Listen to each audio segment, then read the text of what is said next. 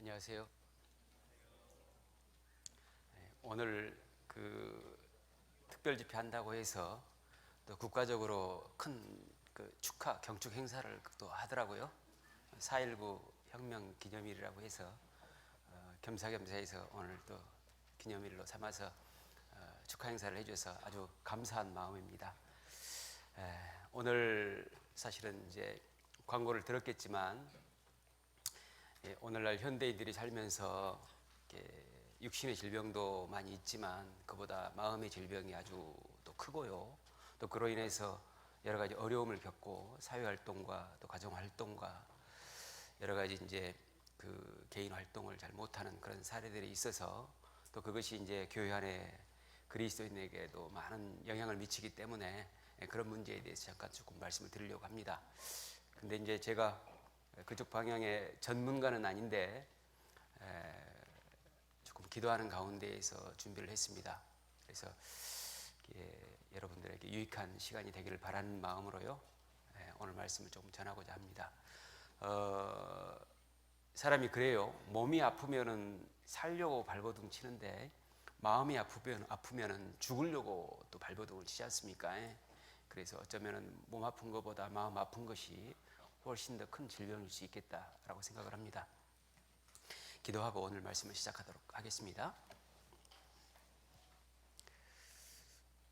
저희를 사랑하시는 거룩하시고 영원하신 아버지 하나님, 주님의 보혈로 저희를 구원해 주시고 영원한 천국 소망을 가지고 남은 인생 주님을 위해서 살아갈 수 있도록 인도하시고 도우심을 감사드립니다.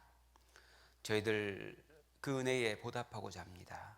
저희들 많이 부족하고 연약하지만은 주님께서 저희들을 끝까지 붙드시고 간절한 마음으로 겸손한 마음으로 주님을 온전히 섬기기를 바랍니다. 주님 만나는 그날까지 흠없이 온전히 보존해 주시기를 간절히 바랍니다. 오늘은 청년 특별 집회로 함께 모였습니다. 특별히 심령의 낙을 위하여라는 주제를 통해서 저희들의 마음의 건강을 얻고자 합니다. 주님께서 이 시간을 통해서 귀한 역사 이루시고 오직 저희들이 힘을 얻어서 주님께 영광 돌리는 은혜의 시간이 될 수 있도록 도와주시옵소서. 특별히 또 내일부터 4일 동안 중계 수양회가 진행됩니다. 준비하는 손길 위에 주님께서 역사해 주시고 무탈하게 모든 과정들이 진행되고 마무리될 수 있도록 도와주시옵소서. 이번에도 많은 영혼들 참석해서 구원받도록 도와주시고 간절함으로 말씀을 받아서 믿음으로 화합할 수 있도록 도와주시옵소서. 청년의 때에 넘어지기 쉬우나 주님의 말씀에 붙잡혀서 살면 모든 유혹들을 능히 이기고 또 믿음을 끝까지 지킬 수 있다고 믿습니다. 저희들 이 귀한 시기를 헛되이 보내지 않도록 더욱더 귀하게 양육해 주시기를 바랍니다. 오늘 말씀의 시종 오직 주님께만 의탁합니다. 이 모든 기도 저희를 사랑하시는 주 예수님 이름으로 기도드립니다. 아멘. 신약성경 데살로니가전서 5장 펴겠습니다.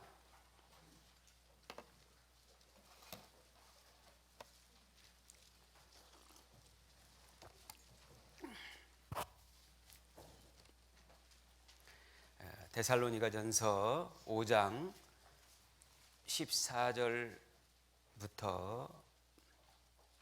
24절까지입니다. 14절부터 24절까지 제가 천천히 읽겠습니다. 또 형제들아 너희를 권면하노니 규모 없는 자들을 권계하며 마음이 약한 자들을 안위하고 힘이 없는 자들을 붙들어주며 모든 사람을 대하여 오래 참으라. 삼가 누가 누구에게든지 악으로 악을 갚지 말게 하고 오직 피차 대하든지 모든 사람을 대하든지 항상 선을 조치라. 항상 기뻐하라. 쉬지 말고 기도하라. 범사에 감사하라. 이는 그리스도 예수 안에서 너희를 향하신 하나님의 뜻이니라. 성령을 소멸치 말며 애언을 멸실치 말고 범사에 헤아려 좋은 것을 취하고 악은 모든 모양이라도 버리라. 평강의 하나님이 친히 너희로 온전히 거룩하게 하시고 또 너희 온 영과 혼과 몸이 우리 주 예수 그리스도 강림하실 때에 흠없게 보존되기를 원하노라. 너희를 부르시는 이는 미쁘시니 그가 또한 이루시리라. 사람들은 이제 건강하면 이제 몸만 생각하는 경우가 많죠. 그러나 하나님께서 보실 때 그리스도인의 건강이라고 하는 것은 몸만을 얘기하는 게 아니죠. 영과 혼과 몸까지를 다 포함한다고 할 수 있습니다. 오늘은 특별히 이 혼의 건강, 정신 건강, 마음의 건강, 이 문제에 대해서 조금 살펴보려고 하는데요. 근데 이 혼의 건강, 정신의 건강은 몸과 영의 건강과 아주 밀접하게 연관이 되어 있습니다. 그래서 정신적인 건강을 잘 어떻게 하면 잘 추스릴 수 있고 향상시킬 수 있는지를 몸과 영을 통해서 한번 조금 접목을 시켜보려고 하고요. 그로 인해서 우리가 더욱더 주님께 영광을 돌리는 그런 은혜의 시간이 되기를 바랍니다. 특별히 또 앞으로 우리가 세상에서 살아가는데 더욱더 강한 정신력으로 주님의 영광을 위해서 살아갈 수 있도록 그렇게 한번 되었으면 하는 바람입니다. 5장 14절 말씀을 다시 한번 보면은요. 또 형제들아 너희를 권면하노니 규모 없는 자들을 권계하며, 이제 권계한다는 것은 잘못이 없도록 타일러 주의를 시킨다라고 하는 겁니다. 그 다음에 이제 두 번째는 마음이 약한 자들을 안위하고, 그리고 세 번째는 힘이 없는 자들을 붙들어주고, 네 번째는 모든 사람을 대하여 오래 참으라. 그리고 또 15절 끝에 보면은 다섯 번째 항상 선을 조추라. 모든 사람에 대할 때 선하게 대할 것을 말씀하신 거죠. 그리고 16절에 항상 기뻐하라. 여섯 번째고, 그 다음에 일곱 번째는 쉬지 말고 기도하라. 여덟 번째는 범사에 감사하라. 그 다음에 19절 아홉 번째는 성령을 소멸치 말며, 그리고 열 번째는 애언을 멸시치 말고, 그 다음에 11번째는 좋은 것을 취하고, 12번째는 악은 모든 모양이라도 버리라. 이제 그렇게 했을 때 영, 혼, 몸이 흠없이 보존될 수 있다는 겁니다. 그런데 보존되기를 원하노라 했기 때문에, 보존하기를 그렇게 말씀하지 않았기 때문에 이것이 자기의 힘과 노력으로만 되는 것이 아니고 하나님께서 도와주셔야 된다, 하나님께서 주체가 되신다, 이런 말씀이 되겠죠. 그리고 24절 끝에 보면은 그가 또한 이루시리라 그랬으니까 이 모든 것을 이루시는 분이 하나님입니다. 사람의 건강도 사람에게 있는 게 아니고 하나님께 있죠. 그 건강이라고 하는 것이 영과 혼과 몸까지를 말씀하신 겁니다. 이 세 가지가 주님 오시는 그날까지 모두가 보존되기를 하나님께서는 원하시고 계시는 겁니다. 보존한다고 하는 것은 보호받고 온전해지는 것이죠. 그런데 영혼 몸의 건강은 여기 말씀하신 대로 12가지하고 아주 밀접하게 연관이 되어 있습니다. 그래서 우리가 이 12가지가 분명히 있어야 되겠다, 이런 이제 마음을 가지고 이 말씀을 조금 살펴봤으면, 시간이 많지 않기 때문에 이걸 자세히 살필 수는 없고요. 여러분 개인적으로 한번 정리를 해봤으면 하는 그런 바람입니다. 신앙생활의 건강이라고 하는 것은 단순히 영적인 건강만을 얘기하는 건 아닙니다. 영혼 몸까지를 다 건강해야 할 수 있는 겁니다. 근데 신앙생활의 건강은 끊어서 생각하거나 아니면은 어느 것 하나가 지나치게 뛰어나도 안 되는 겁니다. 그래서 영과 혼과 몸이 조화와 균형을 이루어야 됩니다. 아까도 말씀을 드렸습니다만은 어린 시절에 제가 한번 돌아보면은요, 건강해야 된다 이런 얘기를 들었을 때 이 몸의 건강만을 생각을 했었거든요. 그래서 저 어렸을 때는 개구장이라도 좋다, 튼튼하게만 자라도, 꼭 공부 못하는 아이들에게 그런 말을 또 많이 했던 것 같습니다. 그런데 이제 체력은 국력이다, 또 이런 말씀도 있었고요. 그래서 이제 제가 초등학교 다닐 때는요, 학교에서 2교시가 끝나면은 이 국민체조 시간이 따로 있었어요.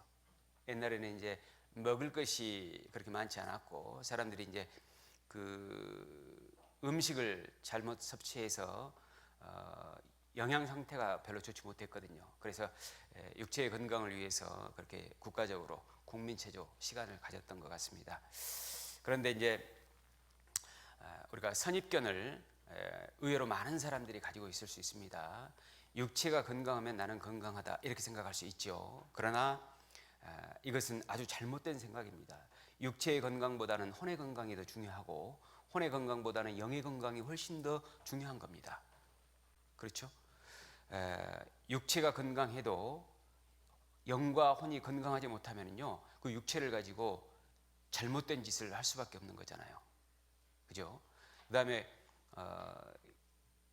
몸과 혼이 건강해도 영이 건강하지 못하면은 자기 육신의 목적을 위해서 또 죄를 위해서 교묘하게 살아가는 사람들도 있을 수 있지 않습니까?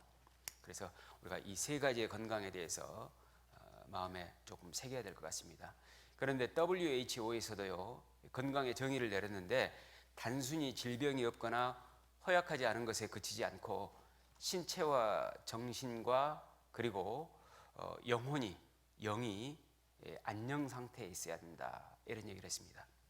근데 이 건강이라고 하는 것이 단순히 웰빙이 아니고 well balanced life라고 합니다. 그러니까 균형이 맞아야 된다는 겁니다. 그래서 사람들은 힘이 세고 또 운동을 잘하면은 그리고 오랫동안 지구력을 가지고 있으면 건강하다 이렇게 얘기할 수 있지만은 그렇지 않습니다.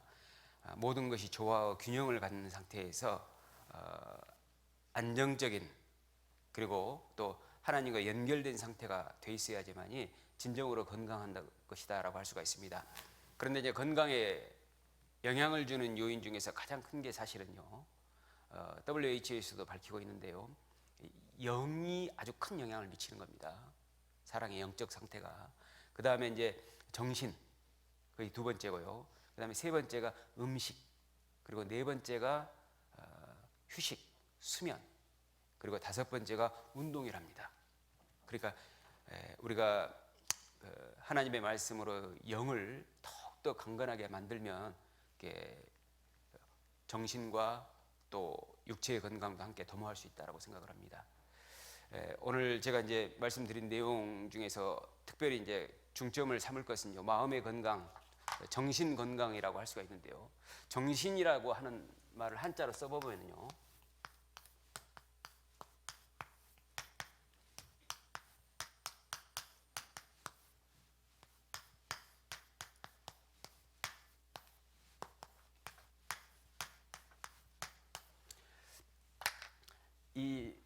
이게 정자가요, 깨끗하다라는 정자인데요, 우리가 정결하다하고는 조금 다른 한자입니다. 근데 이 말이 정밀하다, 자세하다라는 뜻도 가지고 있거든요.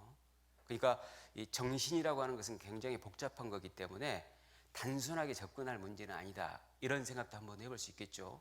그 다음에 신자를 보면은요, 영을 뜻하는 신자입니다. 신을 뜻하는 신자죠. 그래서 우리의 마음이라고 하는 것, 뇌의 상태라고 하는 것은 사실 우리 영하고 밀접하게 연관이 되어 있다라고 할 수가 있습니다. 그래서 성경적으로 생각할 수 있는 그런 한자라고 생각을 하는데요, 이 영과 혼과 몸이 주님 오시는 그날까지 흠없이 온전히 보존되는 것이 우리가 반드시 해야 될 일입니다. 그런데 이제 우리가 지나치게 감정적으로 치우쳐 가지고 어느 하나에 몰입하는 경우 있잖아요. 육신을 혹사시킨다든가 아니면 막 뇌를 많이 써가지고 정신을 복잡하게 만든다든가 이러면 안 되거든요. 가끔 가다가 좀 이 정신 상태가 온전하지 못한 사람들 중에요, 머리가 아주 뛰어난 사람들이 있어요. 머리가 보통 좋은 게 아니야. 금방 기억을 해요. 그런데 이 사람이 어떤 욕심을 가지고요, 학업에 굉장히 집중을 하다가 어느 날 이상하게 바뀌는 그런 사례도 있습니다. 제가 그런 경우를요 한 2번 정도 봤거든요. 그래서 이 조화 균형, 항상 적정한 그 위치를 유지해야 된다는 것을 다시 한번 우리가 생각해 봐야 될 것 같습니다. 그래서 영혼 몸은 상호적으로 영향을 줍니다. 모든 것이 유기체이기 때문에요, 몸이 건강하지 못하면은 바른 정신이 나올 수 없고, 그러면은 어떻게 되겠습니까? 깊이 생각할 수가 없거든요. 깊이 생각하지 못하면은 성경을 깨달을 수가 없는 거거든요. 깊이 생각하지 못하면은 바른 판단력이 안 생기는 거거든요. 그래서 우리가 이제 죄를 짓는 것도 바로 그러한 맥락에서 생각해 볼 수 있습니다. 우리가 몸이 너무너무 피곤하고 힘들고 지치고 아프고 괴롭잖아요. 그러면요, 죄에 대한 생각도 의외로 많이 납니다. 그래서 이 모든 것들은 조화와 균형을 이룰 수 있도록 해주는 것이 우리가 해야 될 일이다라고 할 수 있습니다. 건강은 삶의 질을 높이고 신앙생활의 질에도 아주 정말 큰 영향을 미칩니다. 그래서 우리가 행복 지수를 높이려면은요, 이 세 가지의 건강을 항상 유념해야 될 것 같습니다. 그래서 우리가 몸보다는 혼보다는 영. 그런데 이 영은 성령의 역사하심으로 큰 영향을 받는 거니까 성령의 역사하심을 통해서 영적 건강이 잘 유지되면은요, 우리가 이 모든 나머지가 건강하게 생활할 수 있도록 그렇게 하나님께서 만들어 두셨거든요. 그런데 이제 건강해야 될 이유가 왜 그러냐면요, 단순히 우리가 건강하고 끝낸다 그런 건 아닙니다. 건강 자체가 목적은 아닙니다. 건강해서 하나님께 쓰임을 받으려고 하는 것이죠. 하나님께 영광을 돌리고 하나님으로 인해서 열매를 맺도록 하기 위해서입니다. 건강이라고 하는 것은 하나님께서 쓰시는, 성령님께서 쓰시는 도구라고 할 수가 있습니다. 그러니까 소프트웨어와 하드웨어의 관계, 성령님이 소프트웨어라고 한다면 우리의 건강은 하드웨어라고 할 수 있을 겁니다. 아무리 이 성령님께서 역사를 하고자 하셔도 우리가 건강하지 못하면 성령님도 쓰실 수 없는 것이죠. 그래서 신앙생활의 중요 요소는 크게 두 가지인데요, 하나는 건강이고요, 그 다음에는 성령입니다. 그런데 건강보다는 성령이 훨씬 더 중요하죠. 우리가 성령을 통해서 그 역사하심으로 구원을 받고 성령의 인도하심을 통해서 바른 신앙생활이 가능하잖아요. 성령님께서는 그리스도인의 건강을 도구로 사용하기 때문에 우리가 건강 관리를 잘 해야 합니다. 고린도전서 6장에 보면은요, 너희 몸은 너희 것이 아니다 그랬습니다. 값으로 산 것이 되었으니 그런즉 너희 몸으로 하나님께 영광을 돌리라 그랬습니다. 우리가 몸이 없으면은 하나님께 영광 돌릴 수도 없죠. 또 로마서 12장 1절 말씀에 보면은 너희 몸을 하나님이 기뻐하시는 거룩한 산 제사로 드리라. 이는 너희들을 영적 예배니라 그랬습니다. 우리가 이 몸을 가지고 하나님께 제사를 드리는 겁니다. 그래서 우리가 자칫 잘못하면은 교회에 그냥 열심히 나오고 막 전도하고 또 막 기도한다고 하고 날밤 새고 뭐 이렇게 하는 것이 꼭 신앙생활 잘하는 건 아닙니다.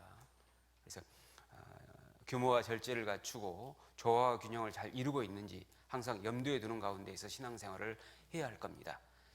잠언 11장 한번 보겠습니다.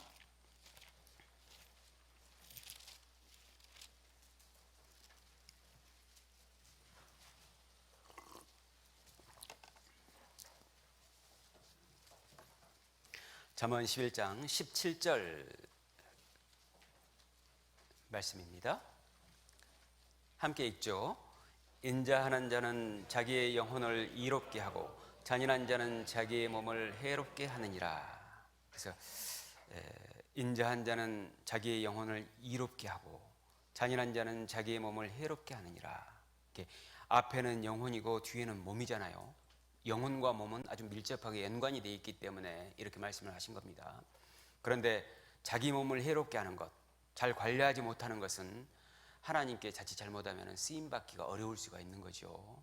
그래서 우리가 잘 건강관리를 해서 주님의 일에 더욱더 귀하게 쓰임을 받아야 될 겁니다.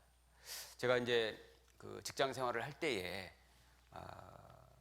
퇴직하시는 분들이 계셨어요. 이제 정년으로 인해서 나이 정년으로 인해서 퇴직하시는 그런 분들을 보면서 이분이 일도 잘하시거든. 그리고 경륜도 있고 노하우도 있기 때문에 아주 기발한데 이분이 조금 더 일하게 만들어 놓지 왜 나이 들었다고 해서 내 보낼까 이런 생각을 해봤어요. 근데요, 이 하드웨어가 결국 안 따라주면은요 아무리 소프트웨어가 좋아도 안 되더라니까. 그래서 단순히 이게 나이 문제가 아니고요, 사람이 나이는 속일 수 없다고요. 점점 건강이 약화되는 그런 경우들 때문에 그 사람들이 이렇게 퇴직을 할 수밖에. 물론 이게 개인차가 있기 때문에 어느 하나로 딱 자를 수는 없겠습니다만은 국가 시책으로 인해서 또 모든 사람의 형평성을 따졌기 때문에 정확히 나이로만 자른 것이겠습니다만은 개인차로는 어떤 사람은 참 건강한 사람이 있겠죠. 그래도 이제 결국에는 이제 퇴직하는 그런 모습을 봤는데요. 지금은 이해가 돼요. 제가 이제 좀 이렇게 나이가 이제 좀 들어가면서 몸이 예전 같지 않다 이런 느낌을 받을 때가 있으니까 그러면서 마음은 원이로되 육신이 약하도다 이런 말씀도 굉장히 이제 확 와닿기도 하고 우리 청년들은 그런 걸 잘 모르시겠죠. 막 새라도 녹일 수 있는 그런 대단한 그런 위대하신 분들이 꽤 많으시죠. 그런데 이제 어쨌든 간에 하나님께서 사람에게 이제 때와 기한을 정해 주시고 또 70과 80을 통해서 인생을 살 수 있도록 그렇게 정하신 것은 하나님의 섭니다. 그래서 우리가 지금의 이 건강을 잘 유지해서 어찌됐든지 간에 하나님께 더욱더 쓰임을 받아야 된다 이런 생각을 해봅니다. 그런데 이제 오늘 이제 핵심이 이제 정신 건강, 마음의 건강이니까요. 아까도 이제 시작할 때 말씀을 드렸습니다만은 몸이 건강하지 않으면은 살고 싶잖아. 또 병원에 가서 어떻게 해서든지 약이라도 먹고 낫고 싶잖아.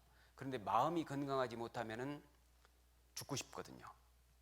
그렇기 때문에 마음이 건강하지 못하고 정신적으로 힘이 든 사람들은요, 이걸 해결하려고 하는 그런 의지력이 굉장히 박약합니다. 미약해요. 그런데 하나님께서는 작은 상태에서라도 신락 같은 희망을 가지고 하나님을 세미하게라도 부르라는 겁니다. 그래서 세미한 음성을 하나님께서 들으시니까 오늘 여러분들에게 꼭 해주셔야 될 것은요, 혹시 자기가 이제 힘드신 분들은요, 먼저 목적 의식을 분명히 해야 될 것 같습니다. 그리고 그에 따른 실천 의지를 다져야 될 것 같아요. 어떤 분은 그렇거든요. 나는 연약하기 때문에 아무것도 못해. 그러면서 달란트나 문화의 비유를요, 자기의 편리한 대로 적용해서 해석해버리는 그런 경우도 있습니다. 다른 사람은 5달란트 받았으니까, 다른 사람은 2달란트 받았으니까, 나는 겨우 1달란트니까 못해. 난 할 수 없어. 이렇게만 생각하시는 분들이 계셔요.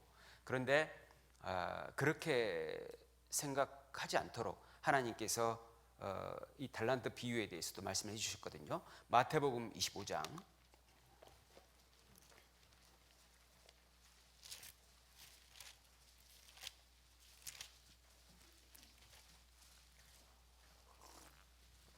25장 24절부터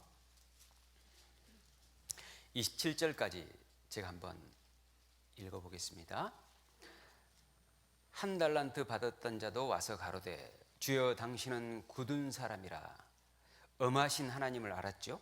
심지 않은 데서 거두고 해치지 않은 데서 모으는 줄을 내가 알았으므로 능력의 하나님도 알았습니다. 두려워하여 나가서 두려움의 하나님도 알았죠. 당신의 달란트를 땅에 감추어 두었었나이다. 소유의 하나님도 알았습니다. 보소서 당신의 것을 받으셨나이다. 그런데 이 사람이 몰랐던 것이 뭐냐면요, 공급의 하나님을 모르는 겁니다.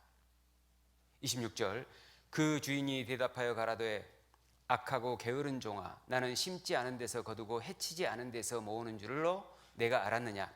그러면 내가 마땅히 내 돈을 취리하는 자들에게 두었다가 나로 돌아와서 내 번전과 별리를 받게 할 것이니라 하고. 그러니까 그걸 가지고 장사는 못하더라도 취리하는 자들에게는 둘 수 있다는 거죠. 적극적이지는 않더라도 참여는 할 수 있다는 것이죠. 운둔해서는 안 되는 거죠. 그러니까 나는 1달란트 받았다. 그러면은 그분은요, 어느 곳이든지 참여는 해야 되는 겁니다. 참여하는 데까지. 그래서 하나님께서 어떻게 별일을 취하시는지, 어떻게 해서 본전을 또 취하시는지 그걸 보게 되는 겁니다. 그런데 계속해서 숨어만 있고 외톨이처럼 지내고 고독을 즐기고 이러면은요 안 되는 거거든요. 이제 그런 1달란트 받았던 사람들의 그 위험성이 바로 그러한 거거든요. 나도 많이 받았으면 잘할 수 있을 거야. 그러면서 이제 불확정적인 미래에 대해서 자기 마음대로 추측을 하는 겁니다. 그리고 잘하는 사람들에게 지나치게 이제 비판적인 거죠. 그런데 이제 아무것도 안 하고 은둔형으로 있는 분들이요, 자세히 들여다보면은 꼭 하는 일은 또 있어요. TV를 혼자서 본다든가, 영화를 즐긴다든가, 웹툰을 본다든가, 그러니까 비감정적인 것들과 대화는 잘하거든요. 그런데 감정이 있는 사람들과는 대화를 하기를 싫어하는 거죠. 그것이 이제 한 달란트 받은 사람의 하나의 특성이라고 보여집니다. 그런데 우리가 하나님은 어떻게 하라고 하셨느냐? 하나님을 의지하고 일단은 참여하라는 겁니다. 참여하는 것은 할 수 있지 않겠습니까? 내가 여기 와서 뭔가 다른 일을 못하지만 가만히 앉아서 말씀은 들을 수 있거든요.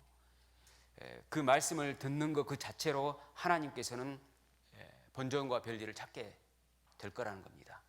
그것이 그 사람에게는 큰 충성이 될 수 있는 겁니다.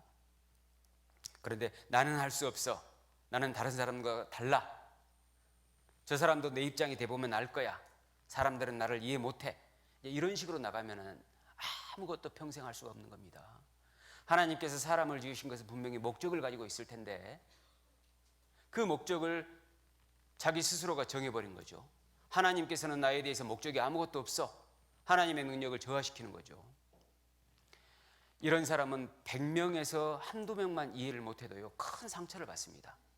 사람은 신이 아니기 때문에 모든 사람을 향해서 나에게 맞춰달라고 요구할 수 없습니다. 어쩔 수 없이 조금이라도 삶의 질을 높이기 위해서는요, 그리고 뭔가를 성취하려고 하면은 자신을 최대한 바꾸려는 의지를 일단은 발현을 해야 됩니다. 그렇게 하고 싶다. 그렇게 되었으면 좋겠다. 하나님, 저는 이렇게 연약하고 못한데 도와주십시오. 계속해서 안 되더라도 또 기도하고 또 기도하고 그래야 됩니다. 지금의 고통에서 벗어날 수 있는 방법은 그거밖에 없어요. 주어진 범위 내에서 최대한 만족을 누리려면은 그렇게 해야 합니다. 고린도후서 8장 12절 말씀에 보면은 할 마음만 있으면 있는 대로 받으실 터이요 없는 것을 받지 아니하시리라 그랬잖아요. 할 마음을 하나님께서 보십니다. 사람들은 외모를 보지만 하나님께서는 우리의 마음에 진짜 원하느냐, 진짜 무엇을 원하느냐, 이걸 보시는 거거든요. 그래서 우리가 처해진 위치에서 먼저 주님의 영광을 위한 건강의 목적에 마음을 둬야 될 겁니다. 그리고 그 다음에 한 가지라도, 아주 작은 것이라도 실천해야 합니다. 되게 사람들이 미루는 경향이 있잖아요. 또는 때로는 포기하는 경향이 있잖아요. 그 왜 그러냐면요, 심리학자들이 연구를 해봤는데 두려움 때문이랍니다. 미루고 포기하는 것은 두려움 때문이래요. 두려움은 왜 생길까요? 자기애에서 비롯되는 겁니다. 자기를 너무 사랑하는 거예요. 성경적이지 않는 그런 마음이죠. 하나님께서는 이웃을 사랑하고 하나님을 사랑하라고 했죠. 자기를 사랑하는 것은 성경적으로 보면 저주받은 거죠. 정말 우리가 하나님을 사랑하고 이웃 사랑으로 바꾸면 하나님께서 그 사람에게 진정한 행복을 주시도록 하나님께서 성경에 법칙을 만들어 놓으셨거든요. 여러분 중에서 정말 마음이 지치고 괴롭고 힘들고 정말 세상을 포기하고 싶고 항상 원망스럽고 나도 모르게 눈물이 글썽이고 그리고 혼자 조용히 음악을 들으면서 그냥 게으르게 아무것도 하지 않고 이렇게 그냥 지내다가 끝냈으면 좋겠다, 이런 마음이 드는 분이 계실지도 모릅니다. 이제 그러한 것이 바로 자기애에서 비롯됐다라고 하는 겁니다. 우리가 자기를 사랑하지 말고 하나님을 사랑해야 됩니다.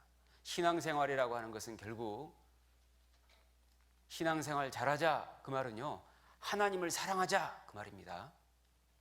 내가 하나님께 순종하자, 그것도 좋지만은 그 더 좋은 것은요, 하나님을 사랑하자, 진실로 사랑하자. 나는 하나님밖에 안 계신다. 하나님은 나를 정말 뜨겁게 사랑해 주시니까, 모든 것을 다해서 나를 사랑하시니까 나도 조금이라도 하나님을 더 사랑하자, 이런 마음으로 계속해서 나아가야 됩니다. 성경에서 에베소 교회는요, 많은 능력을 가지고도 하나님께 책망을 받습니다. 그러나 빌라델비아 교회는 적은 능력을 가지고도 하나님께 칭찬을 받았습니다. 칭찬밖에 없는 교회, 빌라델비아 교회죠, 요한계시록에. 그런데 그 이유가 뭐냐? 에베소 교회에서는 처음 사랑을 버렸다고 했죠. 그러나 빌라델비아 교회에서는요, 하나님께서 사랑을 알게 하신다고 그랬어요. 사랑의 유무에 따라서 이 능력은 아무것도 아닌 겁니다. 여러분, 한 달란트 가졌어도 내가 진실로 하나님을 사랑하는 마음을 간절히 품으면 그거밖에 인생의 목적이 없다고 생각을 하고 오직 내 나머지 인생을 하나님을 사랑하는 데 투자를 하면 점점 사람이 바뀌도록 되어 있는 겁니다. 신앙생활은 주님의 사랑을 알고 주님을 사랑하자, 이렇게 요약할 수가 있을 겁니다. 주님께서 우리에게 자유의지를 주셨습니다. 그래서 우리는 목표를 정해야 합니다. 그리고 마음으로 굳은 결심을 해야 하고요. 이제 그런 사람을 하나님께서는 도우시고 뜻을 이루십니다. 룻도 마찬가지였잖아요. 룻이 굳게 결심함을 보니까 나오미가 베들레헴으로 데리고 가잖아요. 그리고 보아스를 만나서 결혼을 하고 다윗 왕의 증조 할머니가 되고 예수님이 계보에 들어가잖아요. 여러분, 룻은 모함 여인, 이방 여인이었지만은 굳게 결심하니까 인생이 달라졌거든요. 여러분 중에서 너무나 마음의 상처가 크신 분들, 이런 분들요, 진짜 겉으로는 뭔가 안 바뀌어도 일단은 괜찮으니까 마음으로 그래, 결심하자. 나 하나님만 사랑할 거야. 이런 마음을 가졌으면 좋겠습니다. 에스더도 마찬가지죠. 에스더도 아하수에로 왕에게 나가면은 죽어버리잖아요. 안 불렀으니까. 그런데 죽으면 죽으리다 하고 나가니까 아하수에로 왕이 금호를 내밀었잖아요. 그러면서 뭐라고 합니까? 나라의 절반이라도 주겠다고 하잖아요. 그러니까 하나님을 의지하고 굳게 결심하면은요, 신기하게도 변화가 있습니다. 그리스도인에게는 그런 특권이 있는 거예요. 세상 사람에게는 그런 특권이 없죠. 그러나 우리 그리스도인에게는 그런 특권이 있는 거니까 이 특권을 가지고 있으면서도 사장시킨다는 것은 얼마나 억울한 일이겠습니까? 인생은 한 번뿐인데, 한 번뿐인 인생을 진짜 하나님을 사랑하면서 행복하고 즐겁고 기쁜 하나님의 영광을 위해서 살아가는 영원히 남는 생활이 되어야 되지 않겠습니까? 다니엘도 그랬잖아요. 다니엘도 뜻을 정해서 느부갓네살 왕의 진미와 포도주를 안 먹겠다고 하니까, 정하니까 환관장에게 은혜와 긍휼을 베풀 수 있도록 했지 않습니까? 하나님께서. 그래서 이 그리스도인에게 진짜 중요한 것은요, 뜻을 정하는 겁니다. 굳은 결심을 하는 거. 왜? 인간에게 주신 최고의 선물이 자유의지니까. 우리가 왜 구원받았습니까? 자유의지가 있으니까 구원받은 거거든요. 자유의지를 통해서 세상이냐 하나님이냐, 마귀냐 하나님이냐, 이 땅에서의 삶이냐 영원한 천국이냐,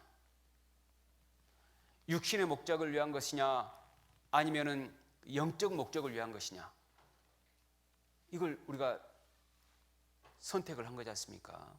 그래서 하나님께서 우리에게 은혜를 베푸신 거잖아요. 시편 112편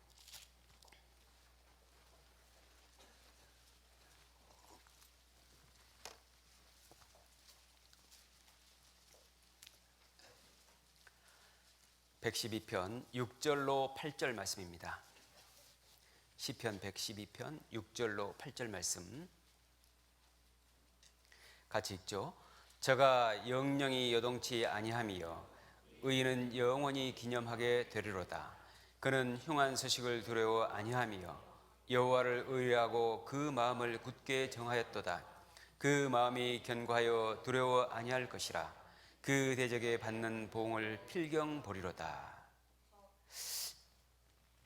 영영이 요동하지 아니하며, 7절에 흉한 소식을 두려워 아니하며, 여호와를 의뢰하고 그 마음을 굳게 정하였도다. 그래서 마음이 견고하고 두려워 아니할 것이라는 것이죠. 시편 42편 1절 말씀에 보면은 사슴이 시냇물을 찾기에 갈급함 같이 내 영혼이 주를 찾기에 갈급한다고 했죠. 정말 간절히 원하면 하나님이 그 뜻을 이루십니다. 우리의 간절함이 부족하기 때문에 하나님께서 그 뜻을 이루지 못할 그런 경우가 굉장히 많은 겁니다. 내가 진짜 능력이 없는 거냐, 진짜 간절함이 없는 거냐. 시편 107편에도 보면은 사모하는 영혼을 하나님께서 만족해 하신다고 그랬습니다. 사모해야 됩니다. 사람들은 마음이 괴롭고 힘들면 위로만 받으려고 하죠.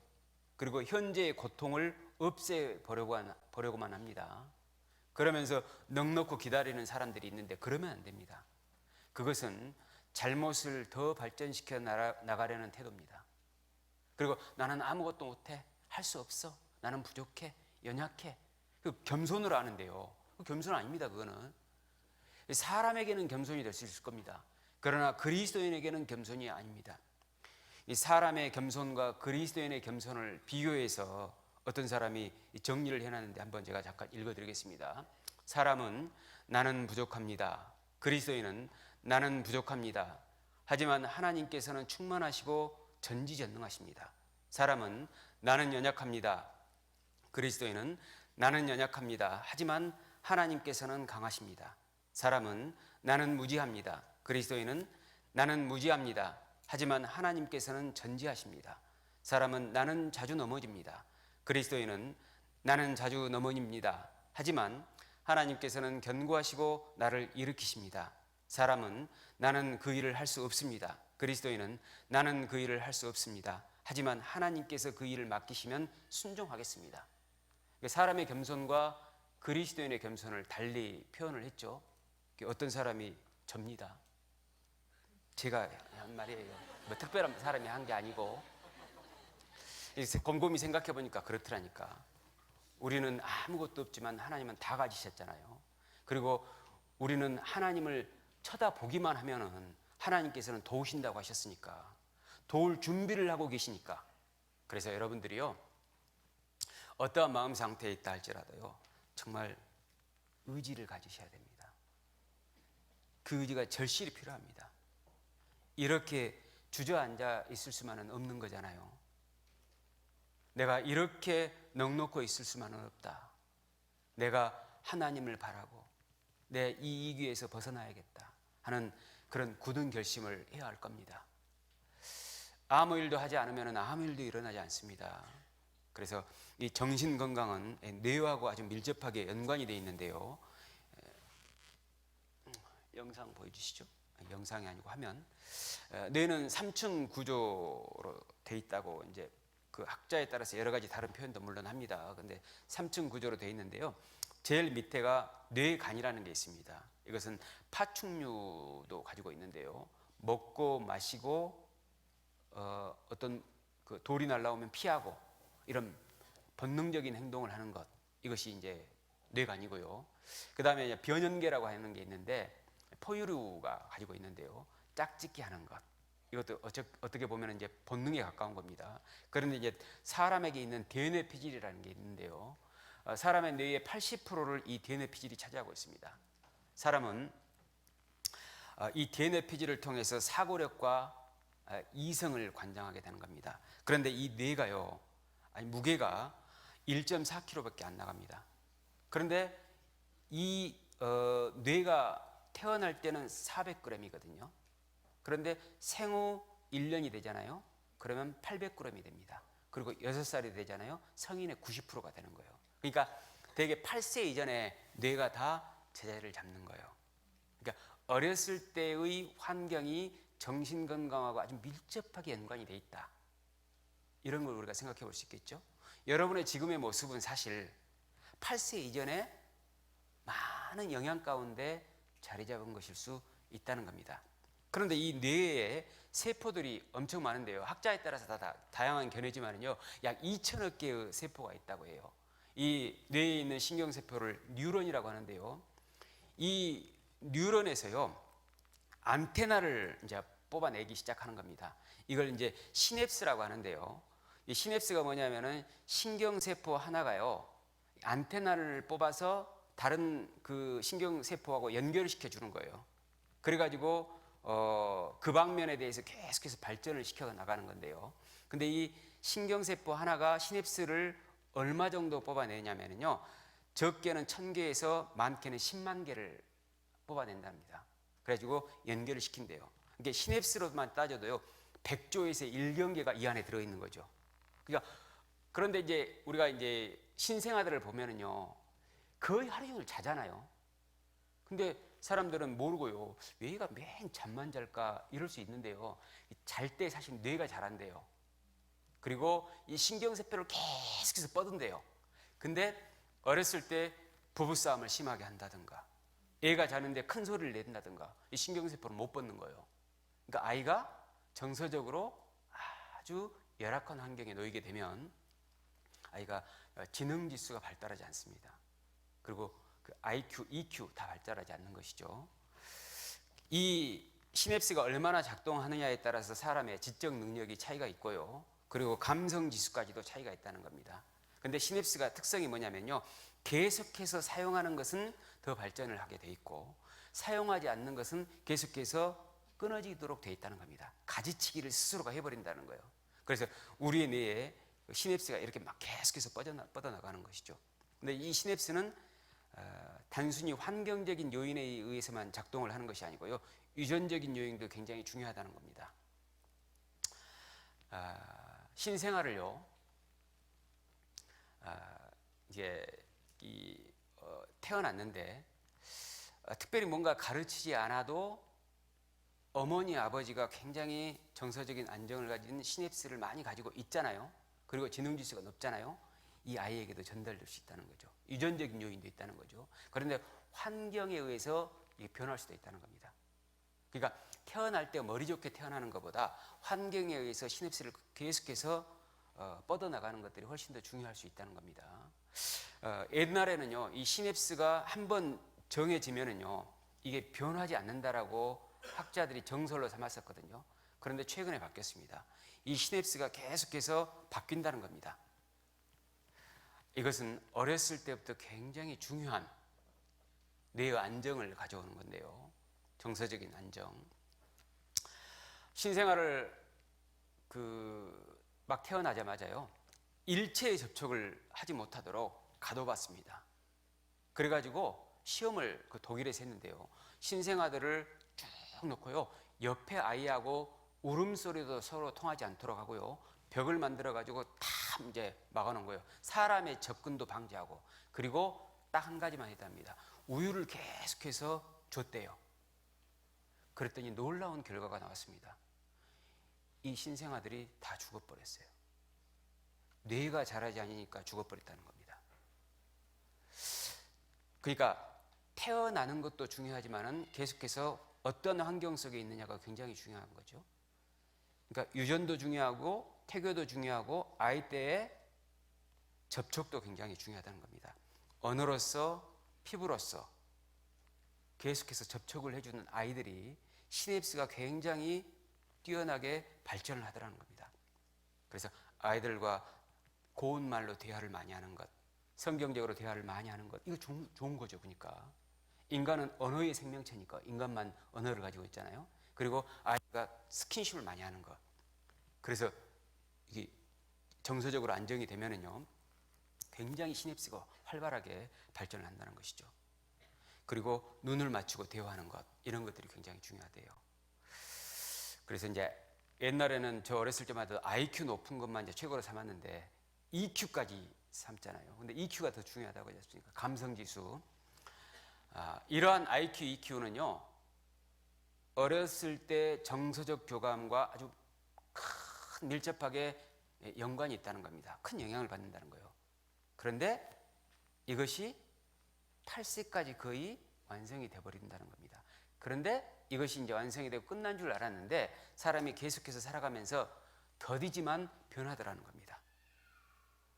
그래서 계속해서 사람이 어떤 사람을 만나고 어떤 대화를 하느냐에 따라서 바뀔 수 있다는 거죠.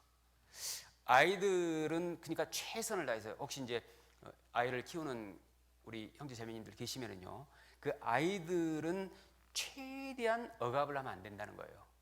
그러니까 반대 의견을 얘기하잖아요. 네가 뭘 한다고 해? 너는 들어가서 공부나 해. 어렸을 때 제가 많이 듣던 얘기거든요. 근데 그러면 안 된다는 거예요. 그리고 이제 엄마는, 아빠는 하는데 야, 너 그거 하지 마. 그러면은 엄마는 하면서 왜 나는 못하게 해? 이런 질문을 하잖아요. 말 대답한다고. 어디서 말 대꾸야 어른한테. 이런 얘기를 하거든요. 그러면 이제 얘가 못 자란다는 거예요. 그러니까 어린 시절이 굉장히 중요한 겁니다. 어린 시절의 트라우마에 큰 영향을 받습니다. 술주정하는 부모, 계속해서 부부싸움하는 부모, 그 다음에 이혼하는 부모, 그 다음에 계속해서 주변 사람들로부터 저주의 말투를 들었다거나, 그 다음에 큰 사고를 경험했다거나, 계속해서 폭력을 당하고 폭언을 당했다든가, 또 성폭력을 당했다든가, 그 다음에 잘못된 성적 환경을 주변에 두고 있었다든가, 이런 경우에는 어른이 돼서도 이게 쉽게 치유가 잘 안 된다는 겁니다. 그런데 변할 수 있다는 겁니다. 로마서 14장 한번 보겠습니다.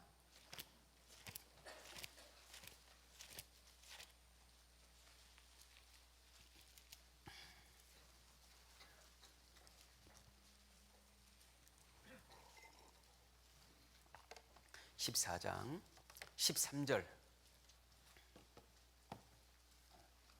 13절 같이 읽어보죠. 그런즉 우리가 다시는 서로 판단하지 말고 도리어 부딪힐 것이나 거칠 것으로 형제 앞에 두지 아니할 것을 주의하라. 이 말씀을 제가 찾은 이유는 뭐냐면요, 지금의 여러분의 모습이 과거에 큰 영향을 받아서 정립될 수 있기 때문에 서로가 서로를 쉽게 평가하고 판단해서는 안 된다는 겁니다. 태생적인 문제도 있죠. 어린 시절의 환경적인 요인도 있죠. 그러니까 판단할 문제가 아니고 사실은 이해해 줘야 될 문제가 더 중요하다 그 말입니다. 고린도전서 4장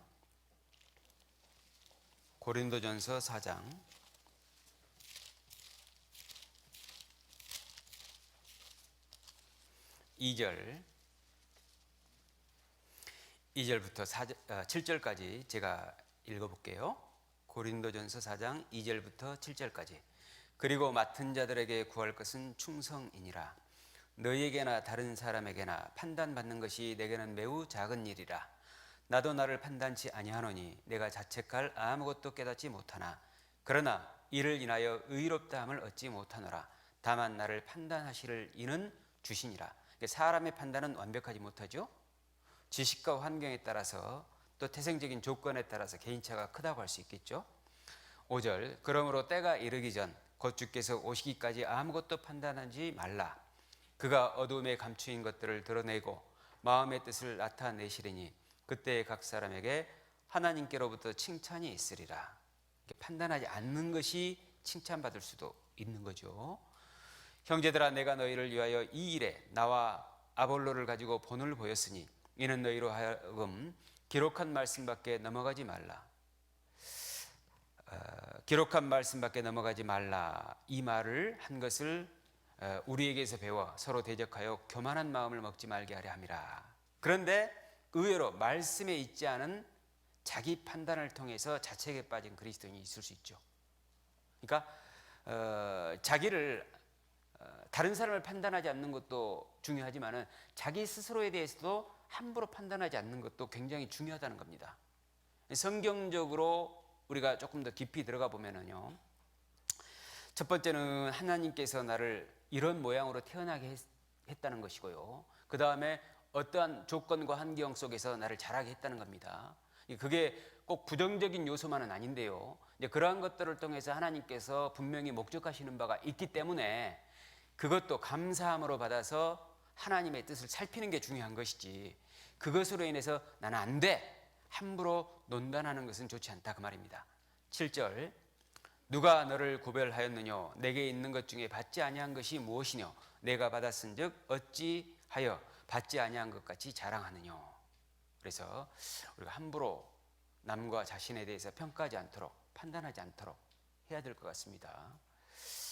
하나님께서 여러분에게 이러한 환경을 주신 것은 하나님의 분명한 목적이 있을 겁니다.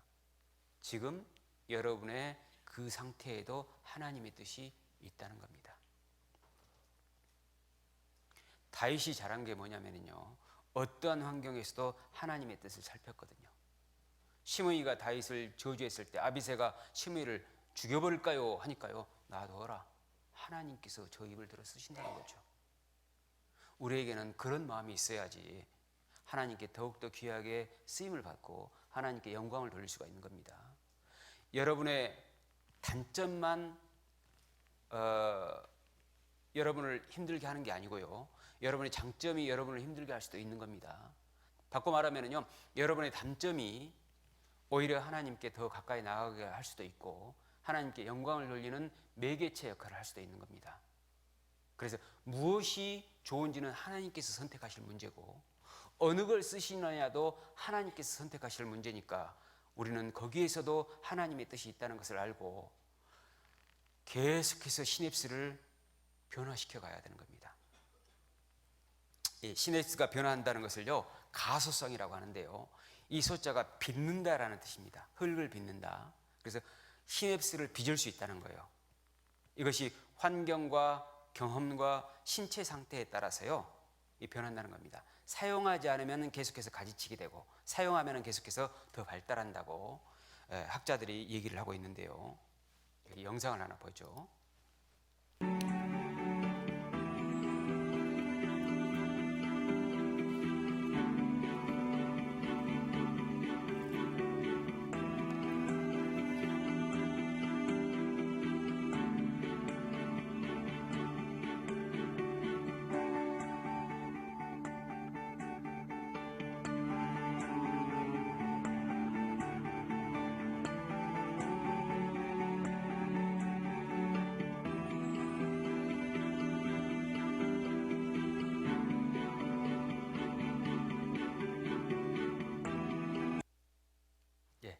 그러니까 우리가 변하고 싶으면은 문제에 집중하는 것보다도요, 내가 목적하는 바에 집중을 하고, 그리고 목적하는 바가 정리가 됐으면은요, 내가 목적하는 것을 실천하는 그 상태에 집중을 해야 된다는 거예요. 그러면 계속해서 그 상태에 집중을 하다 보면은 시냅스의 통로가 이제 고속도로가 되는 거예요. 내가 언젠가는 좋은 방향으로 바뀐다는 것이죠. 그래서 어느 길로 가고 있느냐 이걸 봐야지, 내가 부족한 부분에 대해서 연민에 빠져서 주저앉아 있으면 아무것도 바뀌지 않는다는 겁니다. 그래서 문제를 또렷이 보는 것보다도요, 문제를 잘 인식하는 것보다도요, 해결 방안을 또렷이 보고 해결될 수 있다는 그 가능성에 비중을 두는 것이 훨씬 더 그 사람이 바뀔 가능성이 높다는 겁니다. 그러니까 문제를 너무 크게 생각하고 이게 문제를 잘 분석하는 사람이 잘 될 것 같죠? 그게 잘 안 돼요. 부정적인 성향을 굉장히 많이 가질 수 있는 거죠. 그래서 좋은 점을 활용을 잘 못하니까 계속해서 부정적인 시냅스가 계속해서 개발이 되는 거죠. 이런 사람은 삶의 질이 안 좋을 수밖에 없잖아요. 그래서 자기 자신을 제대로 알기 위한 통찰도 필요하지만요, 더 중요한 것은 정말 내가 어느 길을 가고 있고 지금 내가 목적이 무엇이고 무엇을 실행하고 있는지 여기에 초점을 맞출 필요가 있는 겁니다.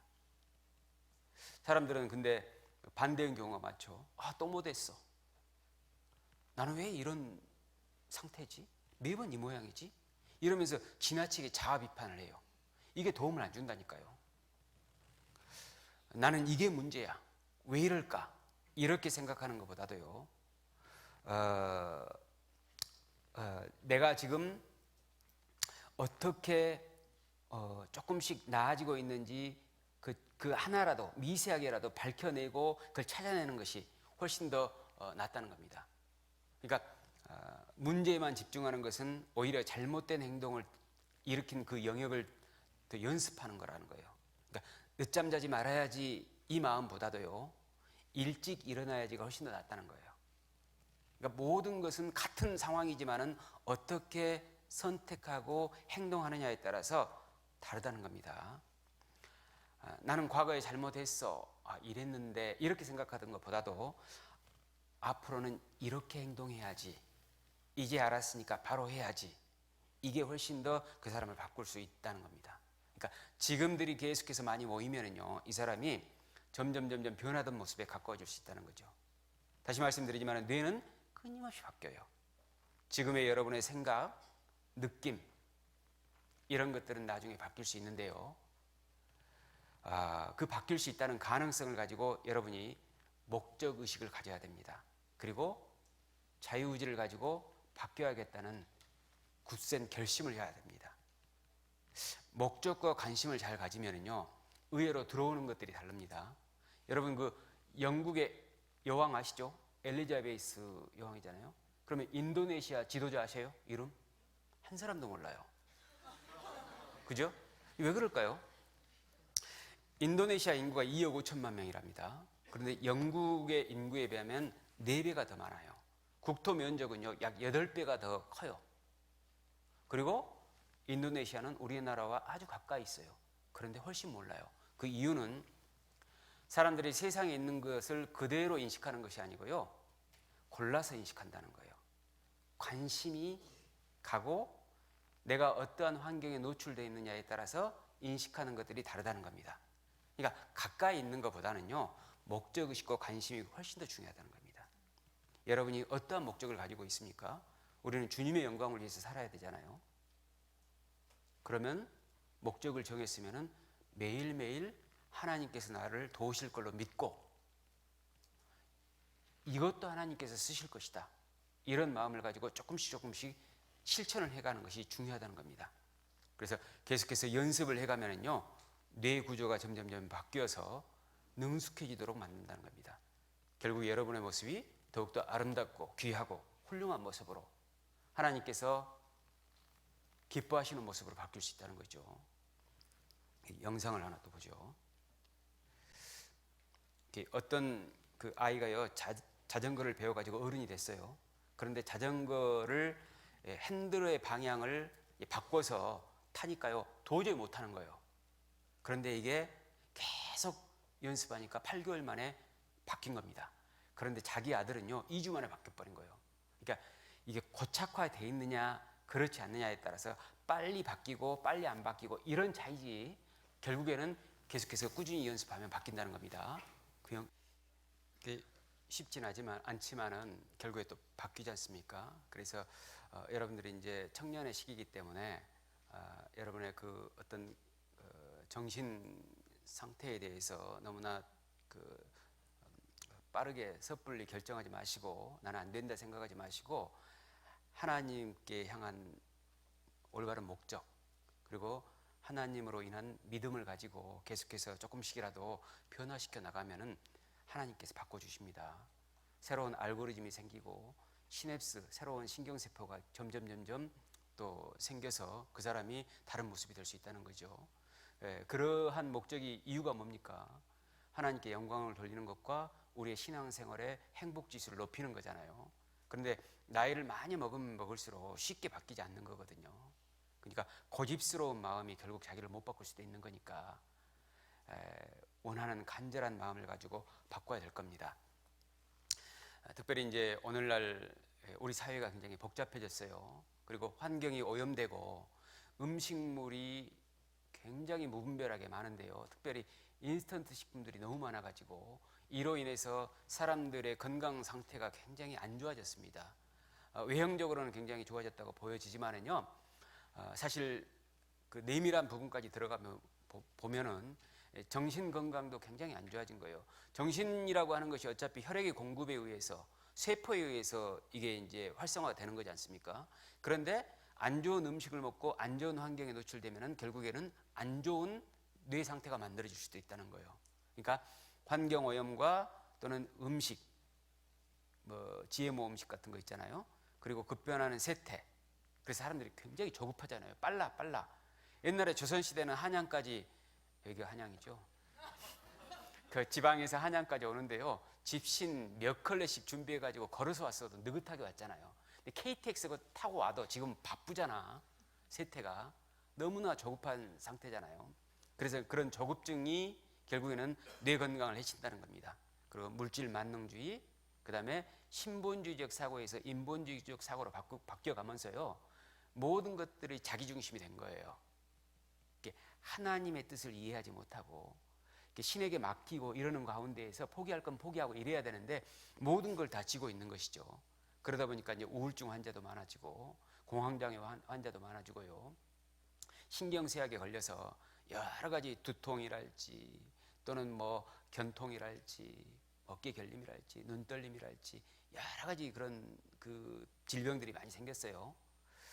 우울증이라고 하는 것이 이제 마음의 감기라고 얘기를 하지 않습니까? 먼저 우울증에 대해서 잠깐 조금 말씀을 드리면은요, 심리적 감기, 마음의 감기라고 할 수가 있는데요, 우울감하고 우울증하고는 조금 다릅니다. 우울감이 계속해서 이어지는 것이 우울증이고 그것이 우울장애예요. 우울감은 누구나 있을 수 있어요.